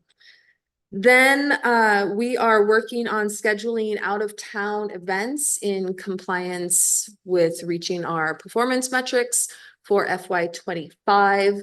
We had a trial run in Hobbs, thought it went relatively well, had some lessons that we took away, but think we're learning. So we're tentatively looking at the August 22nd meeting to be held in Farmington. After that, we're looking at September in Silver City and October in Las Cruces. And that's not to say that each of those will be meetings, but they might be. So we're internally working on that with Ms. Baca from the Commissioner's office. She's the traveling team leader, so we're working on that. Other things that I wanted to highlight for you is we are entering the audit cycle for FY24. That begins, I believe, in a couple of weeks. The chair and myself and our ASD director and CFO, Miranda, will be in the entrance interview with our auditors coming up in August.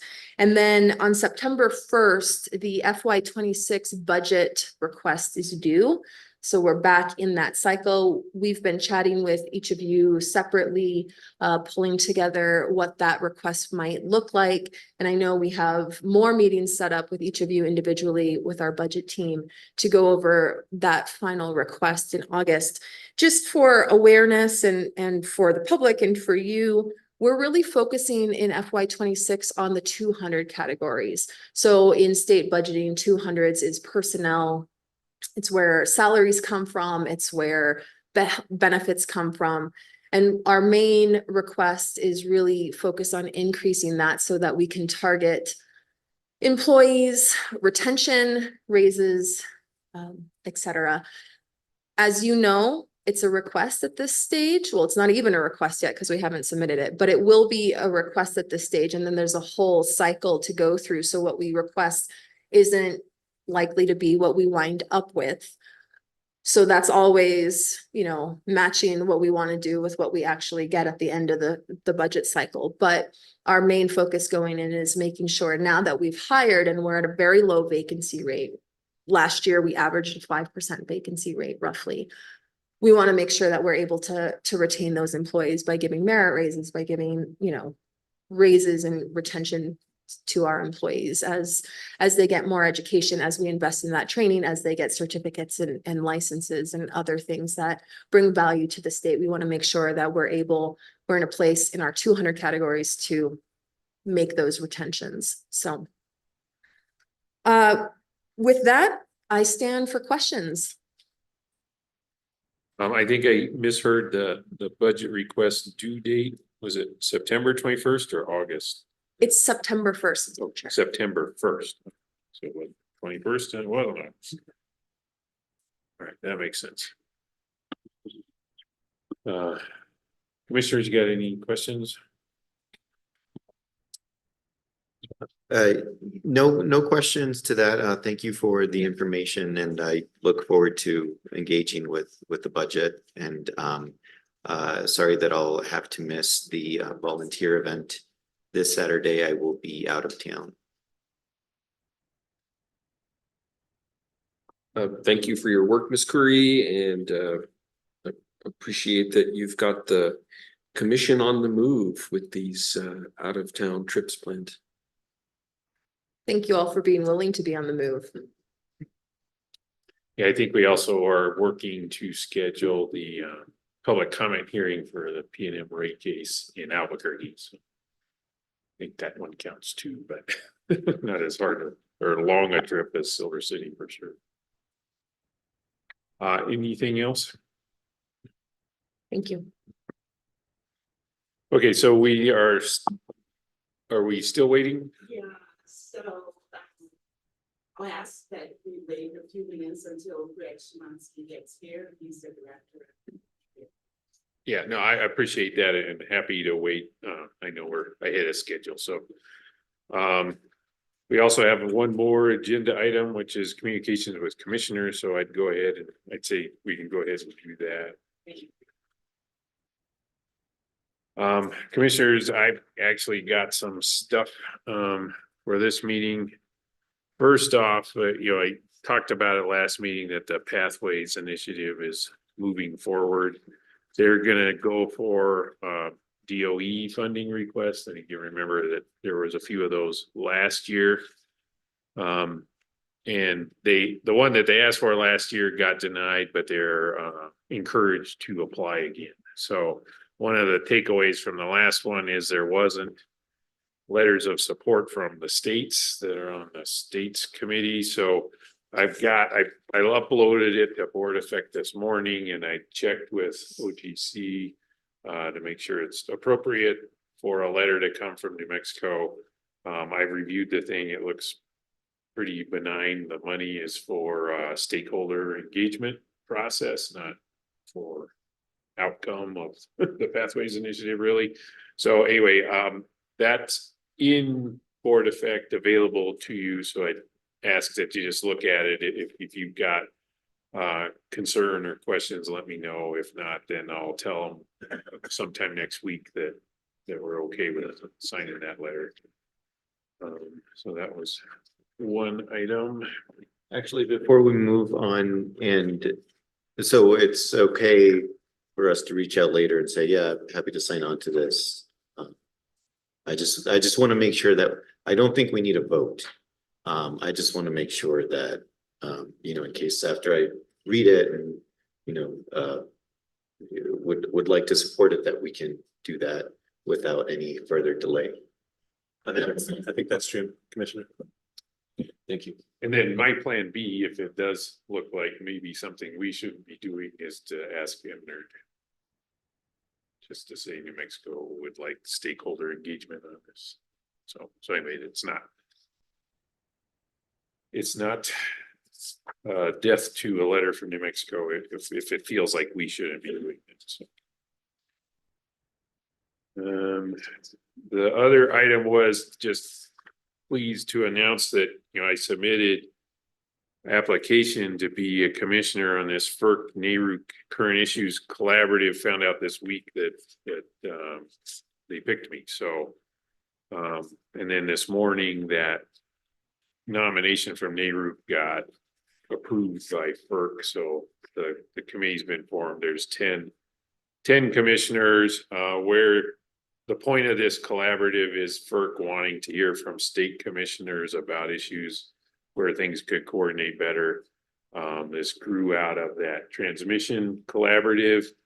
And I know the executive director at NARUC, Greg White, he told me that was a possibility since like the 1920s, I think, that FERC could form this state collaboration. It first happened with transmission. I know that one of the issues potentially with that order 1920 was FERC didn't do exactly what the state commissioners asked for, but the collaboration was valuable and did make a difference. So anyway, the idea is that for NARUC was built on that. So anyway, I'll be doing that for a year, potential for 2 renewals for a 3-year term. Delighted again to be appointed. My job then is really to represent the West. The 2 commissioners representing the West are myself and Eric Anderson from Idaho. So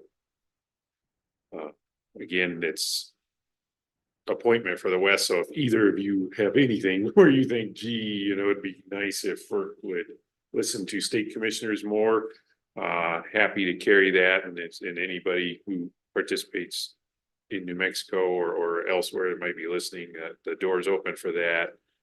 My understanding of next steps is there will be some preparation for a meeting. First meeting will be in November at the Anaheim Neighborhood Conference. Like the Wednesday afternoon is kind of what the expectation is. It hasn't been officially scheduled, but what'll happen at that meeting is some kind of discussion or agreement on agenda and topics to consider. So it's really doors open right now. If you've got any suggestions, something you want me to carry through into the process where we make suggestions, I'm happy to do that too. So anyway, I frankly was a little surprised that I got picked, but I'm happy I did. That was announcement number 2. And that was it from me. Commissioner Ellison or Aguilera, did you have other items? I have a couple of follow-ups to your announcements. So first, thank you for applying to that FERC NARUC collaborative. I think that that could be very beneficial for the country and for the West and for New Mexico. So I really appreciate you applying for that, and I'm happy that you were selected as well. I will definitely let you know what ideas I have. And so, and then moving to the other issue that you discussed, which was the pathways, I just wanted to note that the Bosser has been working on some comments, and I'm hoping that we'll be able to submit them soon into the CAISO stakeholder process that has been started by CAISO, asking questions about pathways. And so the Bosser hopes to achieve consensus in its comments, and sometimes that's not possible. So that there's also a possibility that we won't submit comments, but I am hopeful that we will. The other thing is that the notice went out for the regional markets workshop on August 29. We have, as we've discussed here before, we have Pathways presenting, RAP presenting, and PNM and El Paso Electric, and their consultant Brattle will be presenting on a study that they have that is more narrowly focused on the benefits to New Mexico ratepayers, and that also discusses the transfer capability available to the regional market options that exist. I think that's it for my announcements.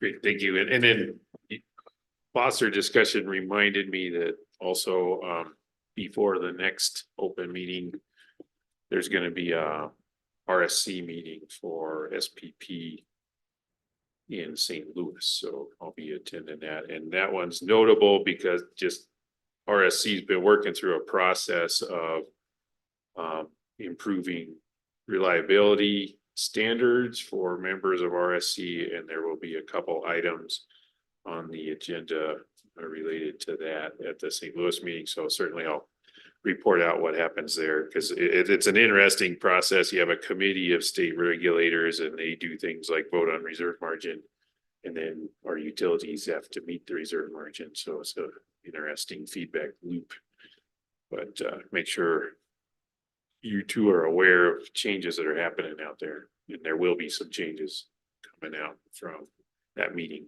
in August. Yeah, and while I'm thinking about it, just want to talk about some upcoming conferences that I plan to attend. There's a National Association of Water Companies conference in San Diego in September. September that I will attend. And then there's the CREPC meeting in October that I plan to attend as well. You know, maybe the NARUC one as well. And then looking all the way out to November, I agreed to be a panelist at the Mountain West Renewables Conference in Salt Lake City. And then I think there's one other that I'm forgetting at the moment, so. Yeah, it's funny how this travel comes in waves. I've been very happily rooted in New Mexico for the whole month of July, but it's gonna pick up again in the fall. Yeah. Oh, and also the Advanced Energy Conference in Albuquerque, and I'm forgetting the date of that. It might be in August, I think. Yeah, that's the conference that Meredith Dixon sponsored. Correct. Commissioner Ellison. Just a few comments. We were talking about the planning for modern distribution system series of workshops. That's an engagement sponsored by NARUC. I did sign up for that, and utility division staff member Orland Whitney also signed up for that. Those are going to be virtual, but look forward to participating in that with Mr. Whitney, and would like to share what I learned from that. I guess thinking about travel as well, the Institute for Regulatory Law and Economics holds an annual workshop in Colorado, and that's going to be end of September to October 1st.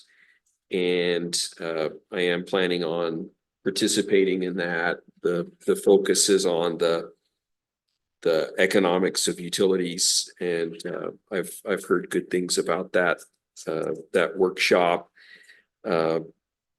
Also, this gas task force that I've been a part of hasn't had many in-person meetings. In fact, I think the only one we had was the winter NARUC meeting last year. This next one is going to be October 17th and 18th in Atlanta. So as of now, I'm planning on attending that. Yeah, that's great news that you're able to join that distribution and have Mr. Whitney with you. So it's all good stuff. Anything else? Communication with commissioners? Do we have to do karaoke for a minute or? Yeah. Okay, so we'll go ahead and we're just waiting a little bit for we've moved it up on the agenda 1:30, so try to be respectful of the fact that we changed what people expected. So we'll be in recess till, let's say, 12, quarter after noon. Okay.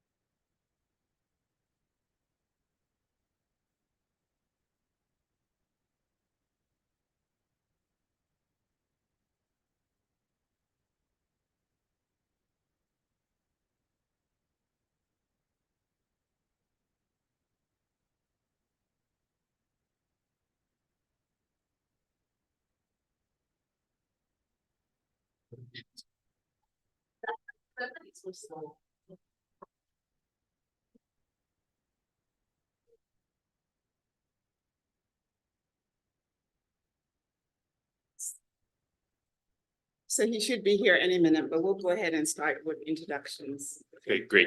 Well, So, first I want to say thanks for giving us the opportunity to meet with you all today. And for accommodating us, at least with the schedule. I'm Sophie James, Vice President of Water Quality and Environmental Affairs. Tara and I work and this is Tara Henry, Director of Water Quality. And we work in San Jose, California, the headquarters for California Water Service Company. And so we're very excited to be with the New Mexico water team presenting. So we're actually, they're the ones who are supposed to be here. They're not going to be here on time. Cynthia Apodaca, who is the general manager of New Mexico Water, they're on their way. It's unfortunate that they won't be here, but we were actually here to support them and to share a little bit about what we've been doing related to PFAS, the new regulatory requirement MCL put up by EPA.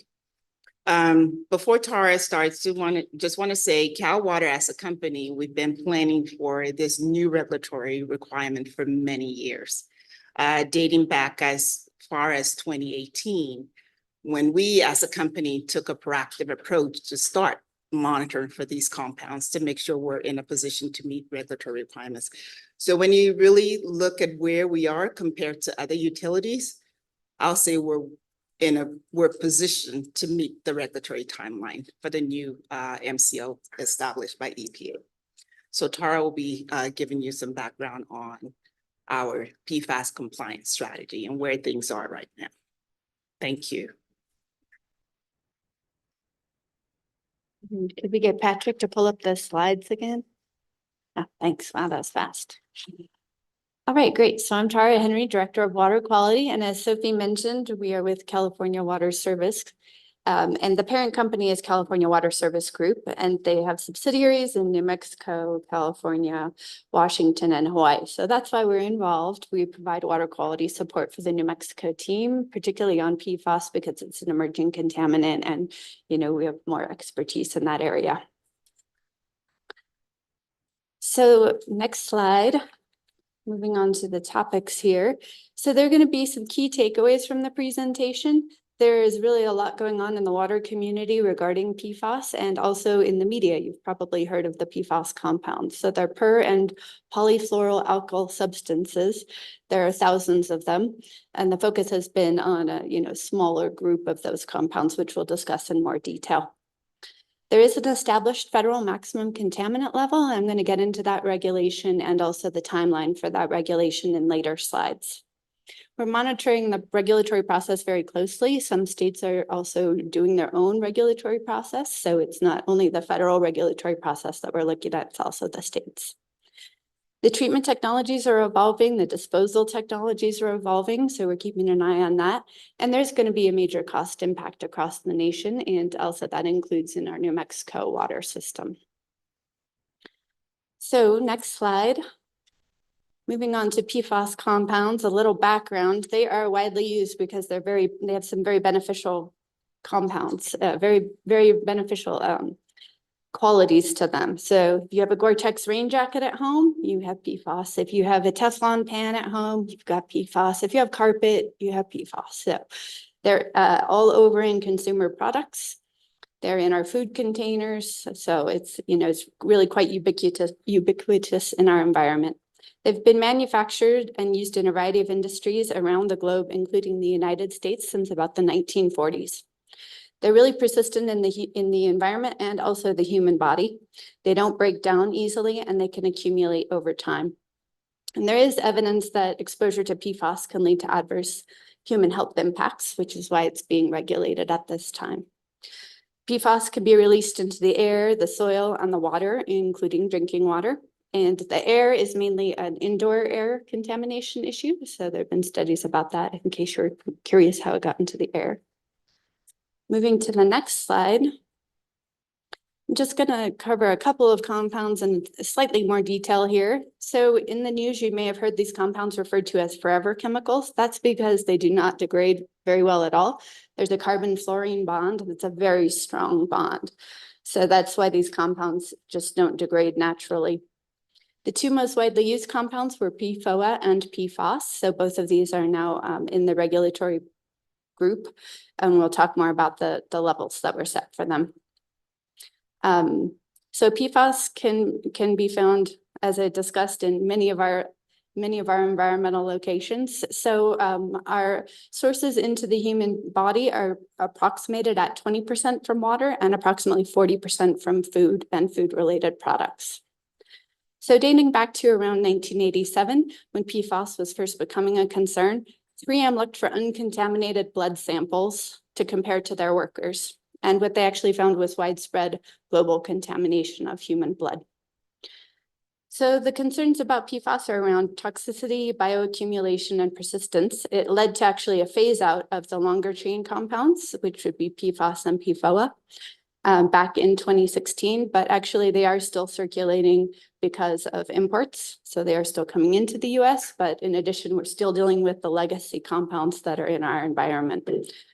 And one major use of PFOA and PFAS is actually life-saving firefighting foams. So that's one source of contamination, is firefighting practice areas or places where there have been fires. Next slide. So this is not a complete list of PFAS compounds. I'm not going to read any of these to you, but just so you get a feeling, there are thousands of these. We can currently test for 29 of these in drinking water under EPA approved methods 537 and 533. These testing methods are capable of reaching down to the low part per trillion level, approximately 2 parts per trillion. And I'll go into a little more how that compares to other compounds that we monitor for. Next slide, please. Great.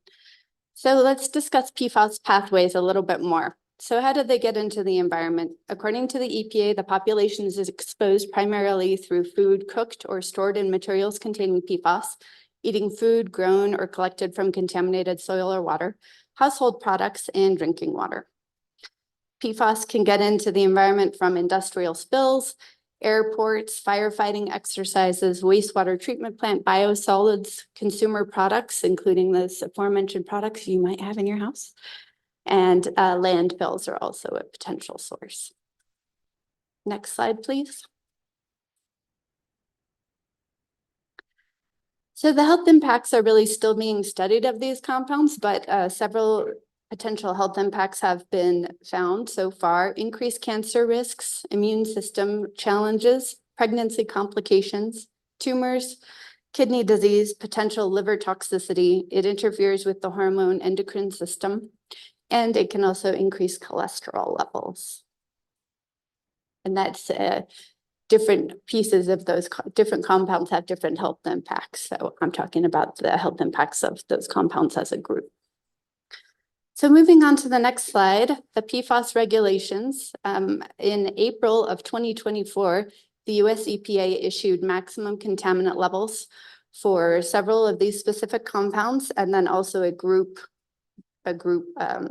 health index. So I will go over the numbers in just a moment, but just to go over which compounds are regulated under this particular regulation: PFOA, PFOS, PFHXS, PFNA, PFBS, and GenX, which is also called HFPODA. So going back for a little bit of history, this rulemaking really started back with the Unregulated Contaminant Monitoring Rule 3. And the Unregulated Contaminant Monitoring Rule is established so that the EPA can look for new compounds to regulate. They want to look at occurrence of things we're not monitoring for now. So this group of compounds was monitored for back in 2013 to 2015. There were 6 of them that were tested under EPA method 537. And usually when the EPA selects UCMR compounds, they select about 30 at a time. So in 2016, the EPA established a health advisory level, also called a HAL. It was set at 70 parts per trillion for PFOS and PFOA combined. So that's in parts per trillion. Health advisories are non-enforceable. So that's a level they set when they know that there's a health impact, but they don't have enough information yet to regulate it. So it's a guidance level for utilities and states. EPA released their action plan in 2019 that included long-term and short-term actions that they intended to take. Short-term actions, they wanted to expand the analytical testing method and also develop testing methods for precursors. Also, there was really more development needed in the treatment and remediation technologies and more study around how effective those treatments would be. Long-term actions that they took were to increase knowledge about the compounds, particularly around the health impacts, and also to gather occurrence data, additional occurrence data. Not all systems are required to monitor under the unregulated contaminants monitoring rule, and it's also a more limited group of compounds that we monitored for. So what they ended up doing was putting a bunch of PFAS compounds back onto the UCMR 5 list, which we're monitoring for right now. So that's actually a more extensive list now that's being monitored for nationwide and selected water systems. If you could move to the next slide, please. Thank you. So this table actually comes directly from the US EPA's website.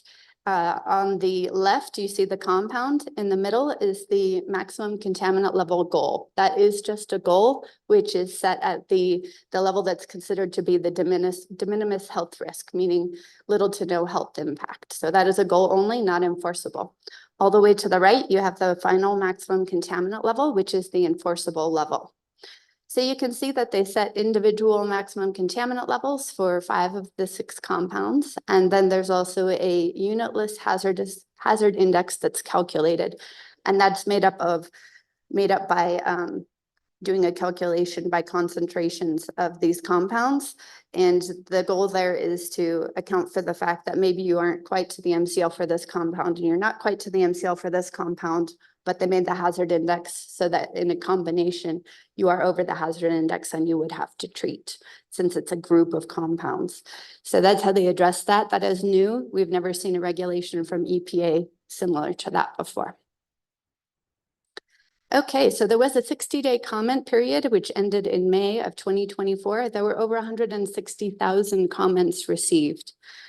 One important piece that utilities and others had asked for was an extended compliance period. So EPA could have set it for 3 years. They actually chose to set it for 5 years to give us some time to comply.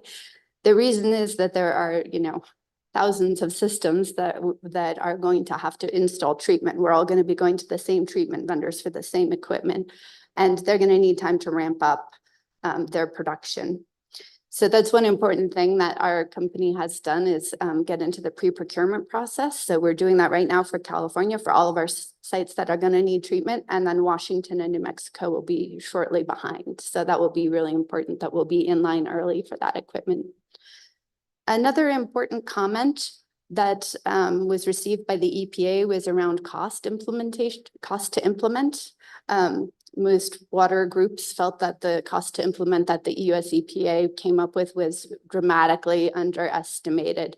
So we think the cost actually will be quite a bit more than was estimated by US EPA.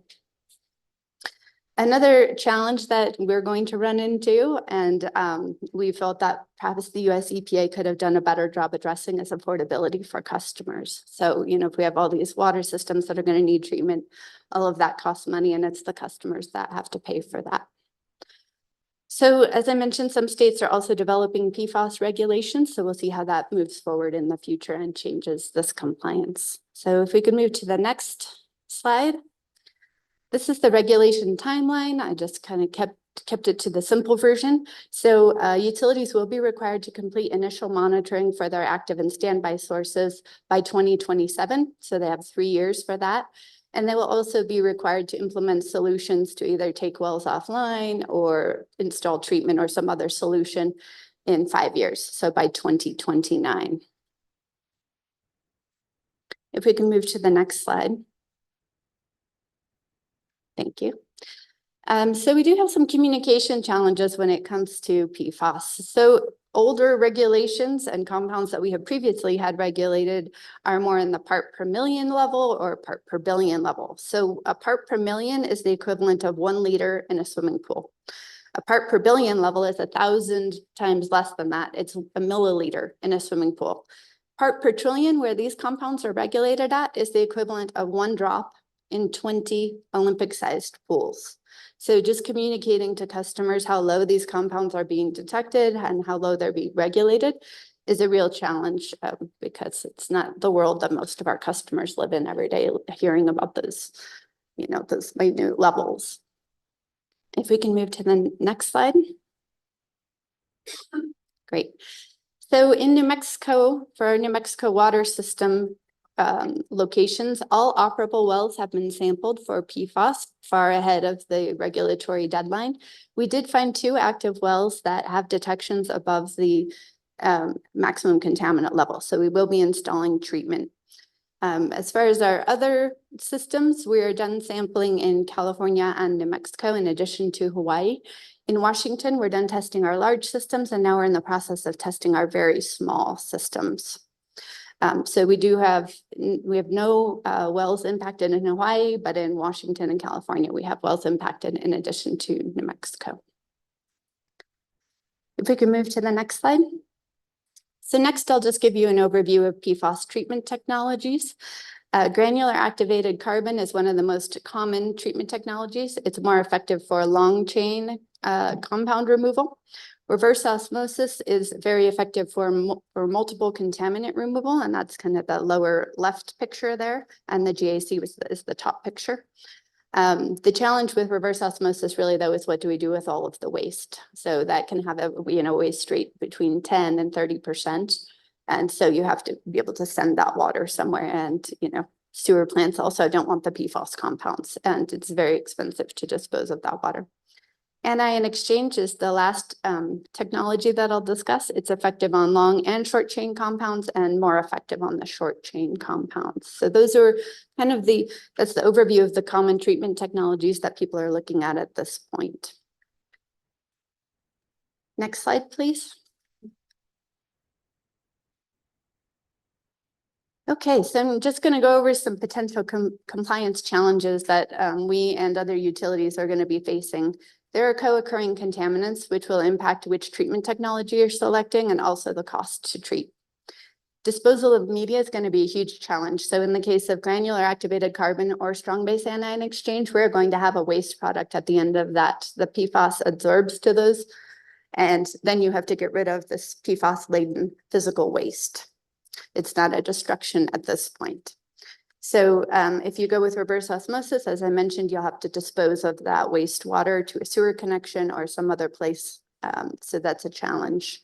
We always need to worry about security and noise and aesthetics. So if we have GAC or strong base anion exchange, we would have vendors coming in, bringing new media, taking away the old media. So you have trucks coming into neighborhoods that can be disruptive. A lot of our older wells are very small, and they don't actually have room enough for treatment. So we'd have to look at property acquisition or replacement of that source. The size of systems is another challenge. When we get into actually treating the small wells, it's a huge challenge because there are very few current treatment vendors that provide equipment that's that small. So some vendors are starting to look at it now since there's going to be an emerging market, but that's a challenge for us. Funding will be a big challenge. And then also just the supply chain piece of all the utilities working with the same vendors for the same equipment.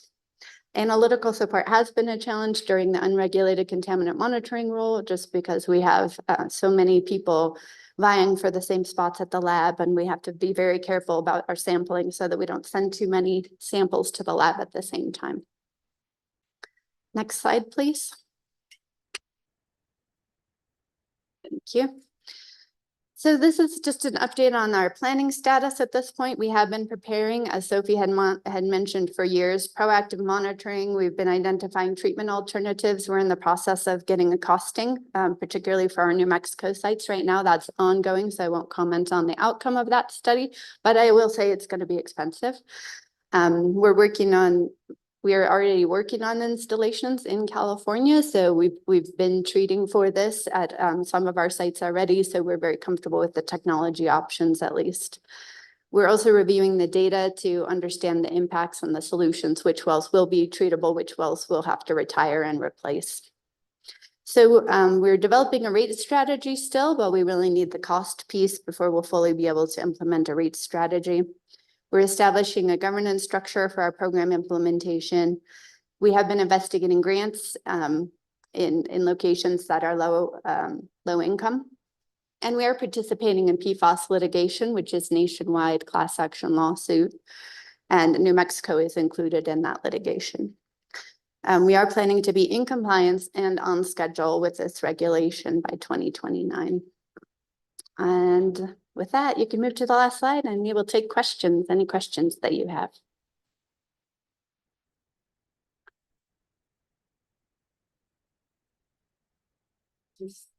This picture, we always, we included this picture because like Tara mentioned, he has the firefighting foam, AFFF, contributes to the contamination in the environment. And that's one of our past employees working for the fire department spreading PFAS. So, yeah.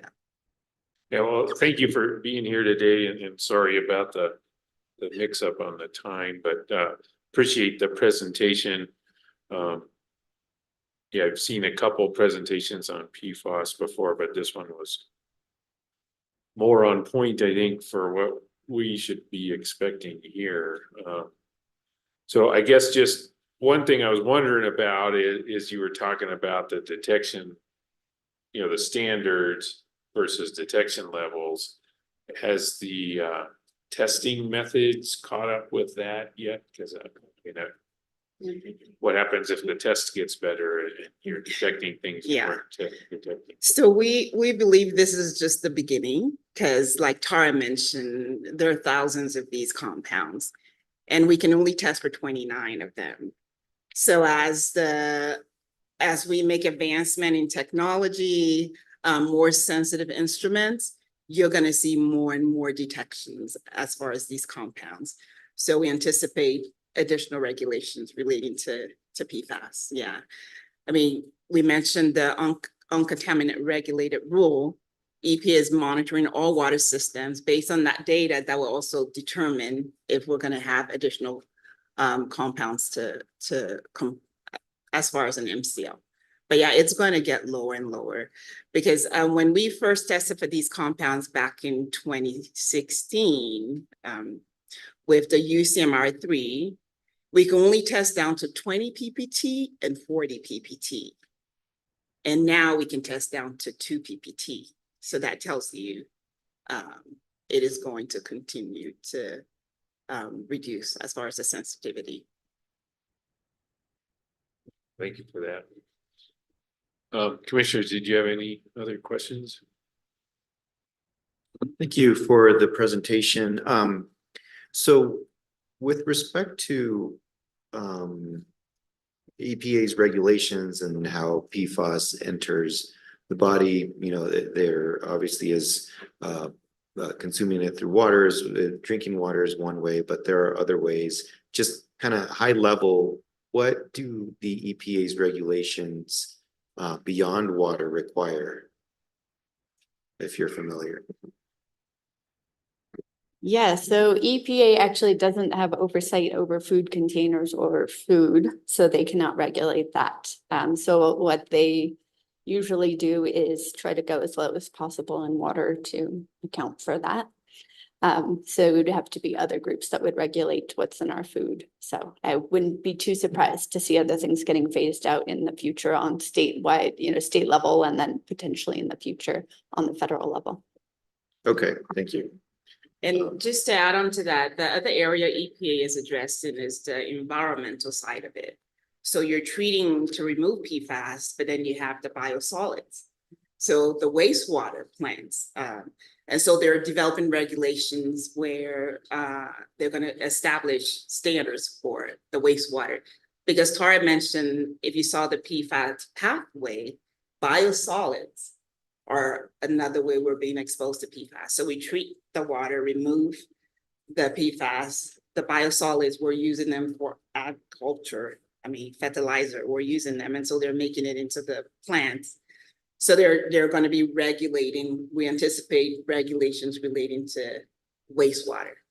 So if you notice, like, they have the circular regulation where they designated 2 of these compounds as hazardous substance also. So the 2 areas they can regulate is the drinking water and the environmental. So they're working on that. Yeah. Okay. And then with respect to the methods that you discussed to filter out the chemicals, how can you explain a little bit about like the cost effectiveness, and then also there's a byproduct that you need to dispose of. Can you touch on the disposal of that? Sure. So we have made a decision to be very proactive on the waste disposal piece, and we are not accepting landfilling of that material. We want it to be either regenerated by a heat method, which removes the PFAS, and then it can be reused by another industry that's not drinking water, you know, one with kind of more tolerance for carbon that's already been used before. Or in the case of strong base anion exchange, we wouldn't want a destruction pathway. So that costs more to dispose of things that way, but we feel that that's more responsible long-term for the disposal of those compounds. So in our existing treatment units that have PFAS treatments, when we're using granular activated carbon, we are seeing approximately a 2-year carbon life, which isn't too different than some of the other compounds we treat for example, trichloropropane. Is in a similar lifespan to that. So it is very expensive though. So after you install the initial capital, you're replacing that carbon, you know, maybe 40,000 pounds of carbon every 2 years. So you can imagine the 20-year O&M on that, right? It adds up. So they are very expensive treatment technologies, you know, when compared to some other treatment technologies, but they've been used, granular activated carbon's been used in the drinking water industry for quite a long time. So it's very accepted, and there is a lot of, you know, infrastructure around that and vendors to provide that treatment technology.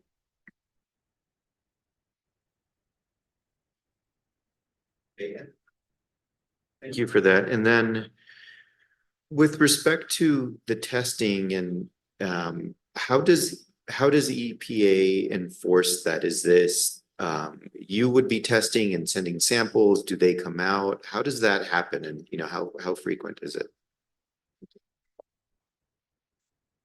So for the testing, the methods we use for testing, they have to be approved by EPA. So EPA will establish the methods. And then there are a few labs in the country that can will get certified for these methods, because they are quite expensive, the equipment and the testing. So not every contract lab has the capability to test for these compounds. So they're lab certified, and water utilities will be using these labs to test their samples. Some water utilities will have their own lab. Cal Water, we sub out that work just based on it makes business sense to not get certified for them. So we have the test performed by outside contract labs.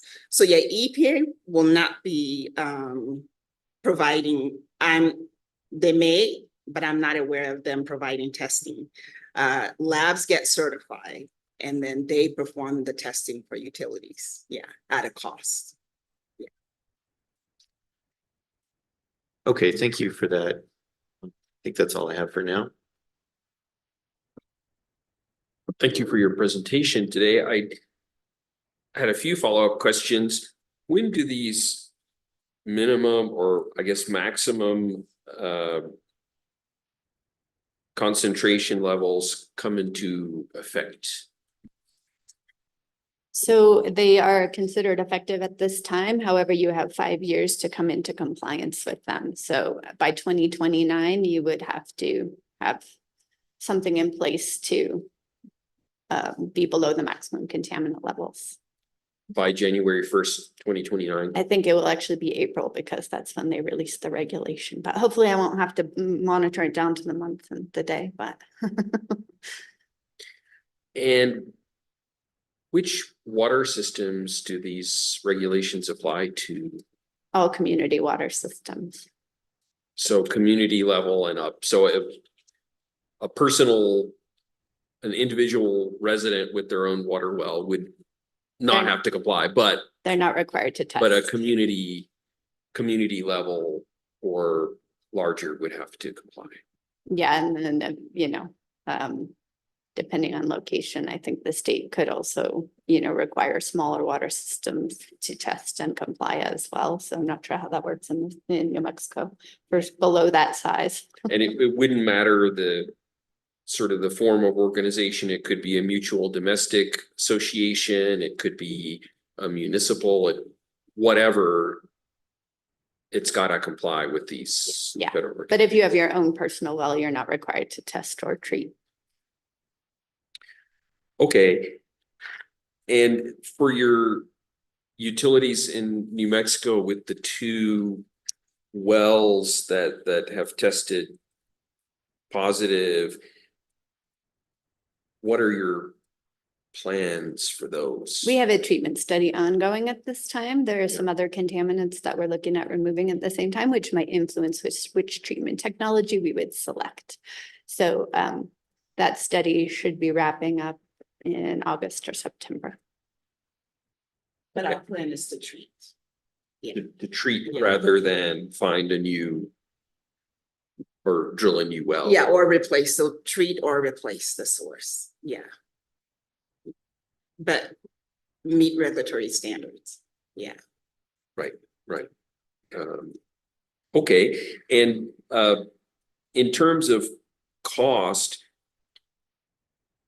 with the three options that you've listed, which one of them tends to be, how do they compare with each other?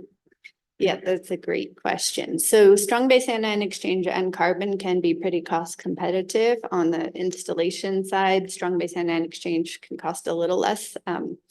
You need less time with the media in order to remove the compounds, so you can actually install smaller units. However, the cost of resin is much more expensive than the cost of carbon. So actually, once you look at kind of the longer term, they're pretty cost competitive with each other. So your decision may come down to footprint. If you have a very small site, strong base anion exchange might make more sense. If you're, company's much more comfortable with carbon, you've worked with carbon before, that might make more sense for your site. Also depends on the co-contaminants that you have. So strong base anion exchange can deal with some other co-contaminants versus carbon, which would be appropriate depending on which co-contaminants you have. So that's kind of your decision points, is what co-contamination do you have? How big is your site?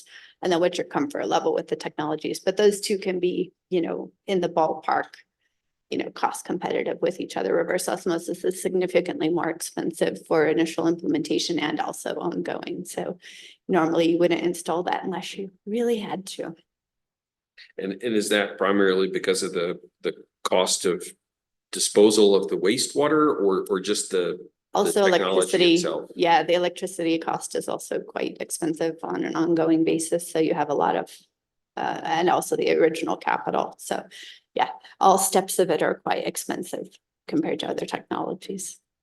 And it sounds like if you use reverse osmosis, that regulations would allow you just to put that into wastewater. In the Is that future, right? that probably won't be the case. You'd probably actually have to treat your waste stream and then with carbon or with strong base anion exchange before you go to the wastewater plant. Because it would seem like you're just Right, just moving your you're taking problem. it out of the water, but you're putting it back into the Right, environment, right? So exactly. Yeah, and then also it like Tara mentioned, the co-occurring contaminants. So you may be pulling not just PFAS, you're pulling other contaminants and then you're concentrating them. Yeah. So then you have a discharge issue as far as the environmental regulatory process. Yeah. Right. Well, we'll certainly be interested in the cost of this. As you know, we don't directly regulate water quality, but we do regulate cost tariffs. So we'll be very interested to understand what the cost of these solutions are gonna be. So I can kind of mention, overall as a company, rough estimate for PFAS compliance, we're looking at spending over $220 million to treat sources. And we've, company-wide, we're looking at treating about 100 sources. So that should give you an idea. It's about 220 million plus for compliance. Across your footprint. Yes. So Yes. maybe 2 million per well or. And then something the like that. original capital installation, so that does not include the ongoing operations okay. and maintenance. Oh, Understood. Greg is here. Great, thank you. I just had one final smart aleck question is there PFAS in plastic water bottles? I don't know that. Sorry. The bottled water company isn't, they're not regulated by EPA. They're more of the food, when it comes to the regulations. So, yeah. And also you only drink tap water, right? Yeah. Yes, in my reusable bottle, as a matter of fact, because I'm paranoid about pesticides. Because you are aware of microplastics, right? That's another one that's coming down the pipe pretty soon, as far as regulations, yeah. Yeah, we got questions from Chief of Staff. Thank you, Mr. Chair. You mentioned that you're in the national litigation regarding the PFAS. Two questions regarding that. Where is that as far as procedural posture goes in that MDL? Okay, well, I'm not a lawyer. I'll start with that. So I'm sorry if I really mess up these terms, but so as I understand it, because I'm hearing this like third hand, right? Because we have outside attorneys and I have an internal attorney, then I hear it. So as I understand it, the judge combined the two major cases, which was 3M and DuPont, I think. So those deadlines have been combined. They were off by a couple of weeks. So originally the kind of initial forms had to be turned in by July 11th, but that's been extended. Now it's actually July 26th, I believe. And then we have to have kind of our special needs claim forms in by August 26th for phase 1 systems. So phase 1 systems, that means that you had a detection in the system. And I think the cutoff date was June of 2023. If your detection was after that date, you would be considered a phase 2 system, which will have different deadlines. As far as the deadlines go after that of when they'll be issuing checks, I don't know that information. Thank you. And then my next question is related to that, and that is that for damages or remediation or as sees fit? And how does the company plan on utilizing that? Yes, so it's a calculation actually, which is, I think, actually available in the litigation documents, so you can actually find it online. So they just do the math based on your previous production, the concentrations of the various compounds. Actually, it's kind of like PFOA, PFAS, and then the highest one if you have another one. And so they're going to calculate the damages based on basically a formula. So for systems that want to participate in the litigation, they would have to provide 10 years of production data for an impacted well. So that you could do the math, and you have to provide all of the, historical highest detections as well.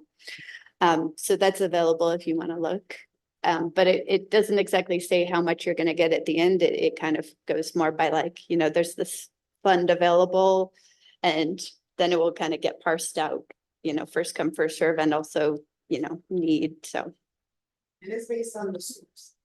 So the number of wells that are. Is that, does your company plan on using that to offset the rate for cost of treatment, What I or? will say is in the past, we used it to fund capital improvements, to fund specifically capital improvements related to treatments. We don't expect that it will cover all of the capital and treatment costs. So that will be it. Even the money we get for theoretically for operations and maintenance in the past and other litigations that we participated in, that money has all gone into installation of capital, which really offsets what the ratepayers pay, right? So we're trying to do what we can to offset that gigantic cost for the customers. Thank you. Thank you, Mr. Chair. Our chief of staff has participated in some of these big litigations, not for PFAS, but she knows what you're talking about. So any other questions? Again, I appreciate you being here and the wonkiness around the scheduling of it, but thank you, learned a lot. Looking forward to the next step, and now I'm even more happy to hear you're going to the water conference in San Diego. But I just wanted to ask if Greg could introduce himself and say a few words. Yeah. Thanks, Commissioners, for letting me. Sorry, I've actually been here for about a half hour, but I've now seen all of downtown Santa Fe, so just now walking in the building. I first got dropped off in front of the steakhouse right there. It said 142, but not knowing I was supposed to go to the right. So Greg Schmansky, I think I met most of you at because there's the water bottles we got at the Colorado conference. That's the I use for mine too. Greg Schmansky, Director of Rates and Regulatory Affairs for California Water Services, but I concentrate on what we call the home states, which is Hawaii, New Mexico, Washington, and Texas. So I don't do a lot of California work. We've got a whole team that does that. I'm in charge of getting the home states. So thanks for having us here. I'm glad we could get adjustments and get here when we needed to. As far as the cost recovery of the litigation, that's usually how she explained it, is how we do cost recovery. We'll spend the $4 million, and if we get 2 million, it'll say 4 million minus 2 million, 2 million rate base. That's what we'll need to collect. So the litigation stuff becomes a bunch of offsets. We won't use it to pay for something. We'll use it to offset the payment, which might be semantics, but it goes that way. Anyway, thank you for having me. Sorry I missed the first half hour of it. Got a lovely city. I'm glad I got to see it. Yeah, I wish your story was unique. But dropping people off at the steakhouse. We should have told you to look for the tan stucco building. Yeah, that's it. Story, Yeah.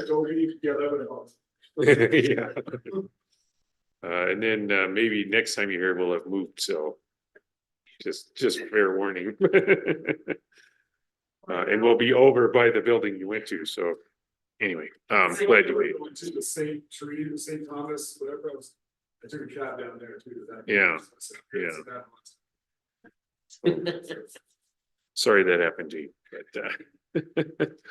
but so anyway, again, thank you, and we've completed the agenda that's been posted. So any objections to adjourn? No objection. No objections. We are adjourned. Thank you.